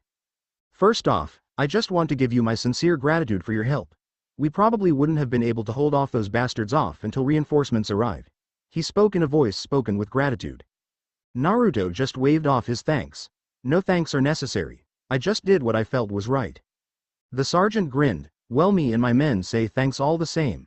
His expression turned more serious, grabbing Naruto's attention. I know you're not officially inclined to help us, but we could really use the extra hand. What do you need? Well, as of now we got both some good and bad news. The good news? Naruto inquired. Backup is finally on their way here, and should be here within approximately 10 minutes. They'll be bringing in extra men, as well as a good supply of food and medical equipment for the injured and hungry. Naruto gave a small sigh of relief there. These people wouldn't have been able to hold off for that much longer. The fact that it had taken longer for the military to respond spoke volumes of the current situation of the invasion as of now. And the bad? When the sergeant's expression visibly turned more grim, Naruto immediately knew that it wasn't news that he would have liked. Another wave of aliens are approaching the city from space. By the speed of their trajectory, their anticipated time of arrival is around half an hour. Naruto gave a low curse under his breath at the news. Half an hour was barely enough time to regroup with the reinforcements coming, not to mention fortifying their defenses and making sure that the civilians were safe. Naruto felt a presence beckon him in his mind, which Naruto immediately recognized as Kurama. Quickly entering his mindscape, Naruto faced the giant fox. If you haven't noticed, Kurama, I'm a little occupied at the moment. Unless you have anything helpful to say, I can't talk right now. Kurama gave a loud huff. Keep your panties in a wad there, Barbie. What I have to say may greatly help you with your little dilemma. Naruto's eyes widened slightly, now giving the fox his full attention, ignoring the fox's jab. Well, you have my attention. I'm all ears. You probably forgot since you haven't had the chance to use it yet, but don't you have a ninjutsu technique for this sort of situation? I'll give you a hint. It was used on your village during that Sora incident? Naruto took a moment to ponder Kurama's words before his eyes lit up in recognition. Thanks for the tip, Kurama. Forgot all about that technique. I owe you one. He, I know you do. Naruto didn't know why, but somehow he was already regretting what he had said. He knew that whatever Kurama asked wouldn't involve killing an innocent person, since he had been very clear on his stance with the killing policy. He pushed those thoughts to the back of his mind, exiting his mindscape. Sergeant, Naruto suddenly spoke, grabbing the soldier's attention. Time in his mindscape moved in a much different fashion, making it so only split seconds passed by outside his mindscape. I have a way of protecting the city from any more attack from the aliens. After seeing exactly what this man could do, The sergeant was willing to listen to his suggestion. What did you have in mind? I have a certain technique that will shield the city from further assaults, but there will be some drawbacks to this method. The sergeant merely nodded, motioning for Naruto to continue. While the shield, or more accurately, barrier, will hold off their attacks, no one will be able to enter or leave once it's been activated. Unless I drop the technique. I'll wait for backup to arrive before setting up the barrier, but I'm certain that it will halt the aliens' advances. The sergeant took a few moments to consider the Hokage's offer. It sounded like the benefits of this barrier would outweigh the cost if what Naruto's words were true. Alright, we'll go with that plan. Here's a communicator so I can signal you of when the backup arrives and is secured in the city. In the meantime, I'll rally up my men and inform them of the plan. The sergeant knew that he was putting a lot of faith on this hero that probably went against some regulation, but right now that would have to be dismissed. Even with the reinforcements that would be arriving, there would be no guarantee that he and his men could survive another brutal assault. Screw regulations, there was just too many lives on the line to side with protocol. He'd just have to leave it up to chance that whatever barrier that the Hokage would place up would work. XXX in Gotham, Barbara Gordon, or better known as Batgirl, along with her younger fellow protege Robin, both landed a flying sidekick straight into an alien's chest. The impact from both their combined power completely shattered the region where they hit, taking it out of commission for good. Like the rest of the world, Gotham had been struck by the invasion as well. Unfortunately for the aliens, they had met some heavy resistance from the military, the city's powerful crime lords, gangs, mobsters, and other less important criminal upstarts. For the first time in Barbara's life, she had worked alongside the very criminals whom she had dedicated her life to locking up. She and Tim had to, as by themselves they could never hope to fight off the invasion force without major assistance and firepower. Batman had left hours before the invasion had begun, for a mission in Metropolis. Minutes after the invasion had started, she had received a message from Batman stating that she and Tim were both to stay in Gotham and assist the civilians in any way they could, as he himself would not be returning yet. When Barbara had asked why he wouldn't be coming back to help, his only reply was that he was busy at the moment, before the connection was cut off. Typical Batman, always so sweet and charming as Bruce Wayne while having the emotional range of a teaspoon when assuming his role as the Dark Knight. Her attention was focused on a pair of civilians who were being fired upon by the oncoming aliens. Barbara turned to face Time and spoke in voice both serious but slightly tinted with humor. "You ready to be the rabbit?" Tim gave an exasperated sigh. It was the nickname Barbara always used for him when he was the decoy. As always. With that said, the two sped off to intercept the aliens. Tim shouted to them, grabbing their attention towards him and away from the running civilians. Immediately the aliens brought their sights on Tim, firing a collection of salvos from their energy weapons. Using his superior acrobatic skills, Tim carefully began to dodge the beams, switching off from flips to skittering side to side to dodge.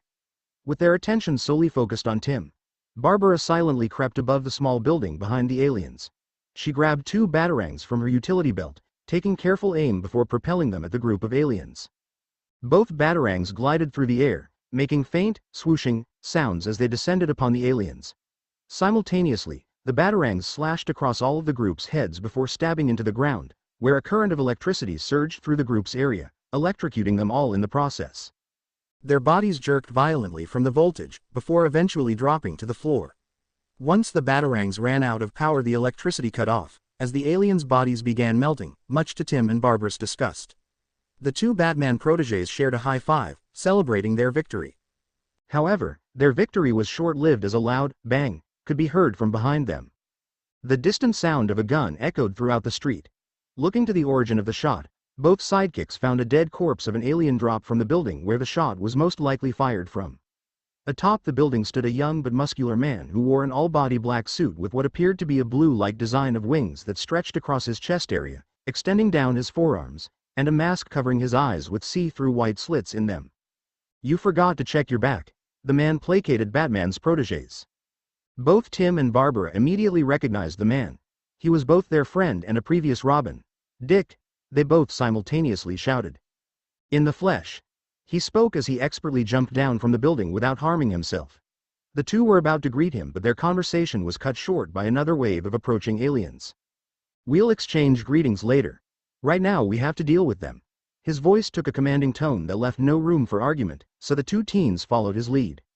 XXX. A female feline figure scurried across the rooftops. Not far behind her was a group of alien soldiers chasing after the feline while firing away with their energy weapons. Selena's face darkened as an energy projectile zoomed past her head. Being shot down with those energy weapons was not at the top of her list of things to do. She had seen firsthand just what would happen to you if you got hit by those projectiles. The feline woman expertly brought out her whip, as she jumped off the building. While in midair, Selena lashed her whip around the poles of the nearby balcony. Once secured tightly around the pole, she flung her body upward, flipping gracefully onto the balcony. She quickly leaned against the wall, waiting for the group of aliens to pass her by. After a few moments, they unknowingly moved past her hiding place. She exhaled a breath of air that she had unknowingly held. Before she could take a moment to ponder what she was to do next, cracks chipped on the ground next to her. Moments later, a giant flower slowly sprouted upward from the crack. Selena already took a gander as to who was in the flower petal, given her past experiences with it, or the person who used it to be precise. The petals bloomed, revealing poison ivy, also known as Pamela Isley. "Hello there, Selena. It's a pleasure to meet you again, despite the fact that our last meeting was not under preferable circumstances." Ivy was the first to speak. "Can't entirely say that the feelings are mutual, but hello to you too. Now what exactly do you want with me? This can't be a social call, especially with the whole invasion going on." Selena replied, wanting to get to the bottom of this surprise visit. Pamela gave Selena a reassuring smile. "There is no need to worry. I have come on peaceful terms this time. This actually concerns the attack from these aliens." Selena's brow arched, her curiosity was now piqued. "And what exactly did you have in mind?" "I propose that we join forces against these aliens, at least until the invasion has ended. I know that our last alliance did not end so well, but I promise that I shall not harm you in any way." "And how do I know that you speak the truth? Or for that matter, why do you want us to fight against the aliens in the first place? I was under the impression that you despised humanity. Why not just let the aliens kill them for you?" During Selena's talks with Naruto, he had mentioned in passing that he was helping change Pamela as well, but she wanted to judge Ivy herself to see if she truly wanted to change. A part of her didn't actually believe it could be done, but this was the Hokage she was talking about here, so maybe she would change for the better. "Because despite what I did in the past, I'm actually trying to change. I figured it was time for a different outlook to life. See what it feels like to be the hero for once in my life. Besides, right now the men are all fighting against these aliens, so they'll be of better use to keep alive in case more invade Gotham." Selena folded her arms in a contemplating posture, thinking over Pamela's offer. From Catwoman's reaction, Pamela had assumed that the feline woman would have refused her offer. Not exactly surprising, since she had tried to kill the woman before after she had betrayed both her and Harley. But to the former eco-terrorist's surprise, Selena held her hand out with a small feline grin etched across her face. "You have yourself a deal. The Hokage told me about your attempts to change, but I must admit that I was a bit skeptical. It's also why I had to question you for myself, to see if you truly wished to change." Even though Selena saw slight hesitance in Pamela's speech, she noticed the determination she held in both her voice and eyes. For a moment, Pamela just stared at Selena's extended hand, contemplating whether to accept the gesture. This was her first step towards a new life, one she still had second thoughts about, but she was willing to make that leap, at least this time. Pamela shook Selena's hand firmly, officially sealing their temporary alliance. She just hoped that taking the Hokage's advice was the right one. Oh well, time to find out. The sounds of gunfire wailed, seemingly close to the two females' location. Both looked at each other, silently in agreement, before they both ran off to the source of the gunfire. XXX. Back in San Francisco, Naruto was currently west near the borders of the city, carefully flowing through a long complicated series of hand signs. One slip up in the jutsu and the whole plan would go to hell.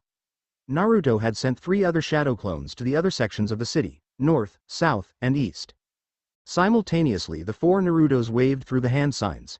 In order for this just you to work properly, Naruto need to know the layout of the city, which he had already mapped out in his time there.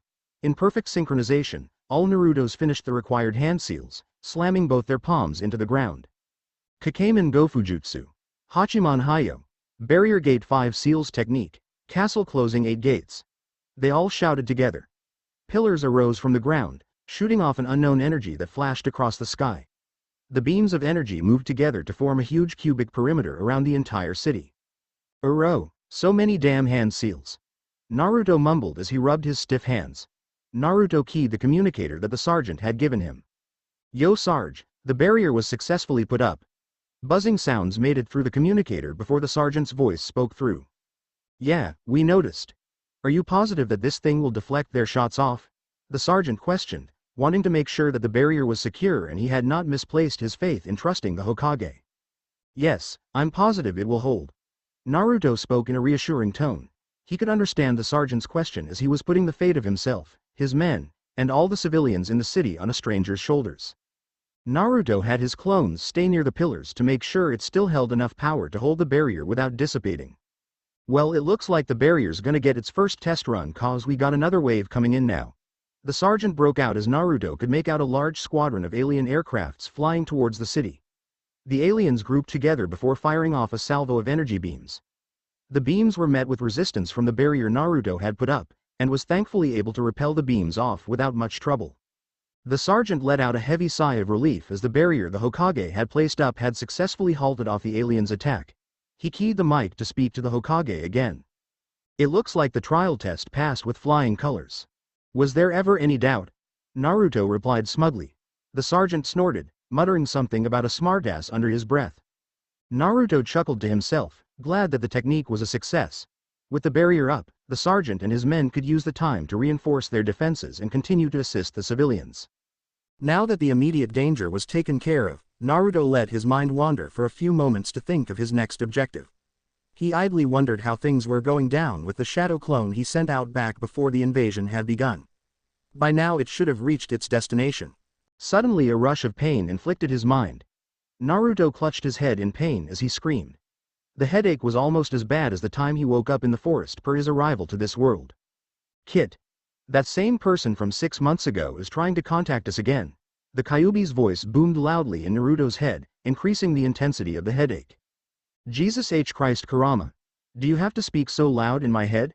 Naruto yelled back with twice the volume that Kurama spoke with, causing the Kyuubi to sweat drop slightly. "You realize that you're speaking even louder than I did, right?" "Oh. What did the guy want this time?" Naruto replied, trying to ignore the ringing in his ears. Most of the message was still unintelligibly, as if something was blocking the signal. Thankfully this time I was prepared, so I was able to track down the signal's location. "Finally, maybe now we can get some much-needed answers. It could even explain the reason for the invasion." Kurama hummed in agreement, wanting to get to the bottom of this too. Naruto keyed his communicator again. "Hey Sarge, I have a scheduled appointment elsewhere. You think you and your men can hold the fort while I'm gone?" "What do you mean you're leaving?" The sergeant's voice blared into the communicator. "I may have found a way to end this invasion. Make sure to take care of the city while I'm gone. I'll leave my clones to tend to the barrier." Long silence met the channel before the sergeant eventually replied. "If you think you've found a way to end this, then go find what you're looking for. But you better make sure that you get the job done right, you hear?" "You got it, but only because you asked so nicely." Naruto gave a fox-like smirk when he heard the sergeant call him a smartass. "Hey, watch your back out there. All you do care." Naruto playfully replied, before speaking in a more serious tone. "Will do." He disconnected the communication. Naruto held up a single-hand seal, making a shadow clone appear next to him. "Look after this pillar, until I say otherwise." The clone saluted, shouting a, "Hi boss." Naruto temporarily lowered a small section of the barrier for him to pass through, taking off full speed towards the location of the signal Kurama had locked on. XXX Gotham. All-out war seemed to rage across the corrupt city as both the city's heroes and criminals fought against the invasion of aliens. It was an endless fire of bullets against the endless fire of lasers. Barbara, Tim, and Dick worked together to take down a walker who was actively firing at buildings and fleeing crowds of people. Fighting against the foot soldiers wasn't too difficult for the group of heroes, as long as they fought together, but the walker was a different story. The damn thing's armor had been a pain in the ass to bypass through. None of the equipment that they had was made to be used for lethal force, except with the possible use of their grenades. For the most part, all they could do was keep avoiding the continuous salvo of energy beams being fired upon them.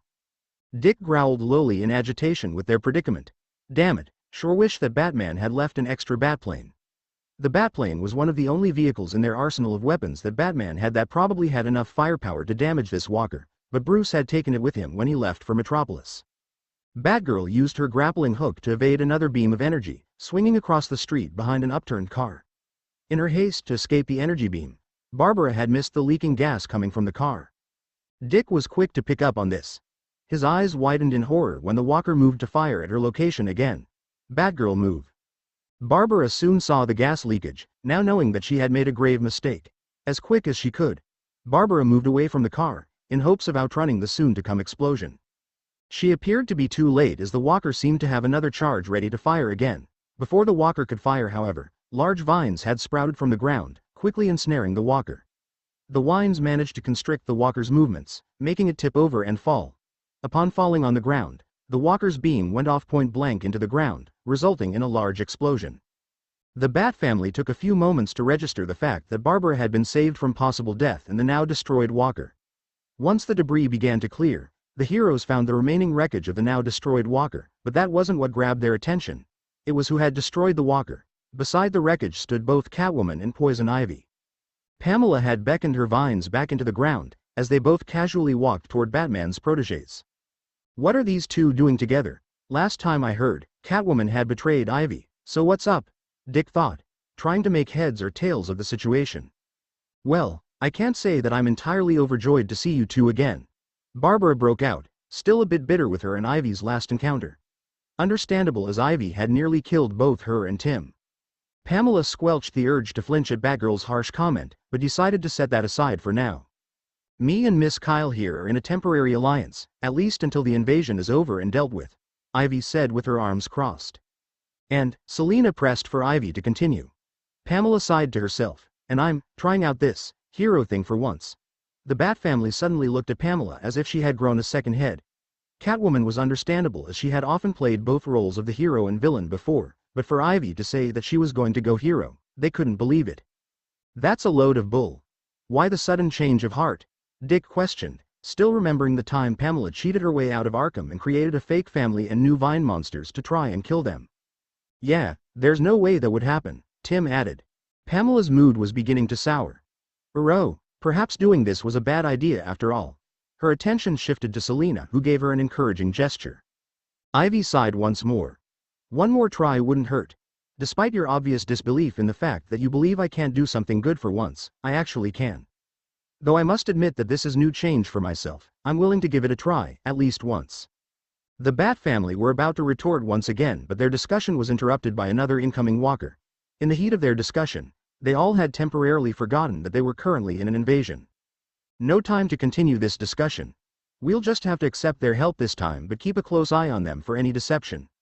Dick spoke to both Tim and Barbara, both whom were not too keen with the idea of working with Pamela, but they would have to for now. Unbeknown to the group, a certain clone of a blonde ninja watched their discussion from the shadows. Boss will want to know about this. It may not be quite perfect, but it's definitely a start. The clone spoke to itself before poofing away. XXX memories of the events in Gotham rushed back to the original Naruto, who was currently speeding towards the location of the signal. A small smile played across his face. It looked like Pamela and Selina were making small progress. Perhaps some good could come from the invasion after all. His feet crunched against the snow-covered ground hard. He had been running for a few hours now. Unfortunately for him, the signal had been quite a ways away, so he was forced to use his chakra mode to increase his speed. Otherwise the trip could have taken the better part of the day. We're getting close now. I can sense a lot of activity coming from the location. Kurama's voice boomed. Naruto nodded his head. Yeah, I sense it too. Looks like a number of them have high-level chakra too. Well, we'll know soon enough. We should be there in a few minutes. XXX. When Naruto finally arrived at his destination, he had witnessed quite a spectacle. There seemed to be an all-out battle going on between a collection of heroes and the invading aliens. Naruto took this time to observe the heroes, as he had never seen so many of them in one area before. Off to a side of the mountains stood Batman, who stood next to what Naruto assumed was his downed plane that had a missing wing. Batman looked to be calmly observing the rest of the heroes take on the force of alien ships with his calculating eyes. Though, he did have to move out of the way of a stray alien aircraft ship that had been destroyed, or else be crushed under its wreckage. A woman with angel-like wings glided across the sky, avoiding energy beams from the alien aircraft fighters. The woman had copper-red hair and wore a black mask that had the look of a predatory bird. Her face was hidden by the mask, but there was no doubt that she was attractive. Her body was also well-toned and looked to have hidden strength, as she didn't have a single trace of fat anywhere on her. The upper part of her costume was in the same style but was light yellow cream in color, which held her more than ample bust and hugged her frame very well. She had a green belt with metallic buckle, a set of murky green skin-tight pants of some material he could not identify, with red boots and a red-style lower portion. Add that to the wicked-looking mace she had with her and held on with a strap of leather-like material on the wrist. Lastly, she had a pair of gray-colored wings on her back that gave her an angel-like look that reminded Naruto of Conan. She expertly dodged another beam as she moved in on a nearby aircraft like a hawk hunting its prey. With a war cry, she powered her mace to full power, bashing away at the wing of the ship, effectively taking it down. Around her were several other heroes who together fought against the alien forces. An unknown muscular green-colored being turned intangible so the energy beams would phase through him and hit its allies' ships, destroying them in the process. The alien-like being wore a long high-collared blue cape that reached as far as the backside of its legs. Its red eyes remained as unemotional as its face, and red straps crossed his chest in an X-shaped design. Superman was also there, alternating through either shooting down the ships with his heat vision or flying straight into the ships, taking advantage of his vulnerability. Nearby the Man of Steel was a dark-colored man who wore what appeared to be an all-black jumpsuit with the symbol of his ring on his chest that showed a somewhat muscular form. He was also wearing green boots and arm guards and had a lower triangle reaching down and connecting to the symbol on his chest. Although, Naruto didn't know if the boots and arm guards were real or just painted with the suit. His eyes were glowing green with energy and had the look of a soldier who's ready for battle. The ring on the man's hand glowed with power as he fired his own source of energy beams at the oncoming aircraft fighters. The woman who resembled a hawk tried to shake off a persistent ship that followed her every move, while it continued to shoot energy beams at her. Eventually the alien ship's beam had hit its mark, making the woman shout in pain as she fell on the cliffside. The alien ship swerved, prepared to swerve back around to finish off the downed hawk. Seemingly from nowhere, another woman flew to her side, in an act to protect the fallen woman. She was a long-haired woman with wavy raven black hair that looked silky and well-groomed. She had deep blue eyes, red lips and a well-formed and flawless face. It was as if she was either blessed by the gods in this world, if there were any, with great beauty, and no doubt her family would be gifted with such as well. She was definitely the kind of woman Naruto's godfather and sensei would have loved to research about. Her body was well sculpted and had no signs of fat anywhere that did not need it. Her bust was very well formed and was around the same size as Hinata. The get-up she had on was comprised of a pair of silver bracers, a pair of star-shaped earrings, a type of sleeveless and strapless top that was made from red with some sort of marks in gold in the middle, and the wings that were on the area of her well-formed bust. On the waist was a golden metal belt, and the lower part made from blue material that looked metallic with stars on it. There was a golden lasso on her hip and she wore half-calf boots with silver metal. Naruto found himself entranced a bit by her beauty. "Allow me." The woman spoke with confidence. She brought her wristbands out in front her, deflecting multiple beams of energy from the alien ship. Obviously the wristbands were made out of some impressive material to have so easily deflected the energy beams. The beams casually reflected off the wristbands, directly hitting its shooter. The alien ship exploded in a shower of sparks, but the remaining wreckage hurtled down at the two women. Seeing the destroyed wreckage descending down on the two women, Green Lantern used his ring's power to surround them in a protective barrier that blocked the wreckage from possibly harming them. By now nearly all the alien aircraft fighters had been successfully destroyed, though Naruto spotted one last incoming ship swooping in for a last surprise attack. It overcharged its weapon, firing a high-powered energy beam at the surprised heroes. Before the beam could hit its target, however, a yellow blur sped by the heroes.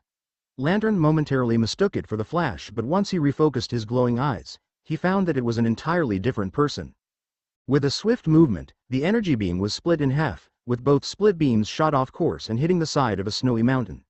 Before the ship could prepare another salvo of energy beams, the figure slashed his sword across the air, propelling a translucent wisp of energy at the incoming alien ship.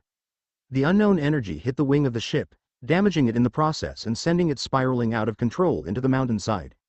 The katana Naruto held had a glistening silver blade with a sharpened tint of black surrounding its blade edge. The guard's appearance held two Rinnegan eyes that were divided by a yin-yang design, and the hilt had a cool blue-colored theme with white diamonds etched along its exterior.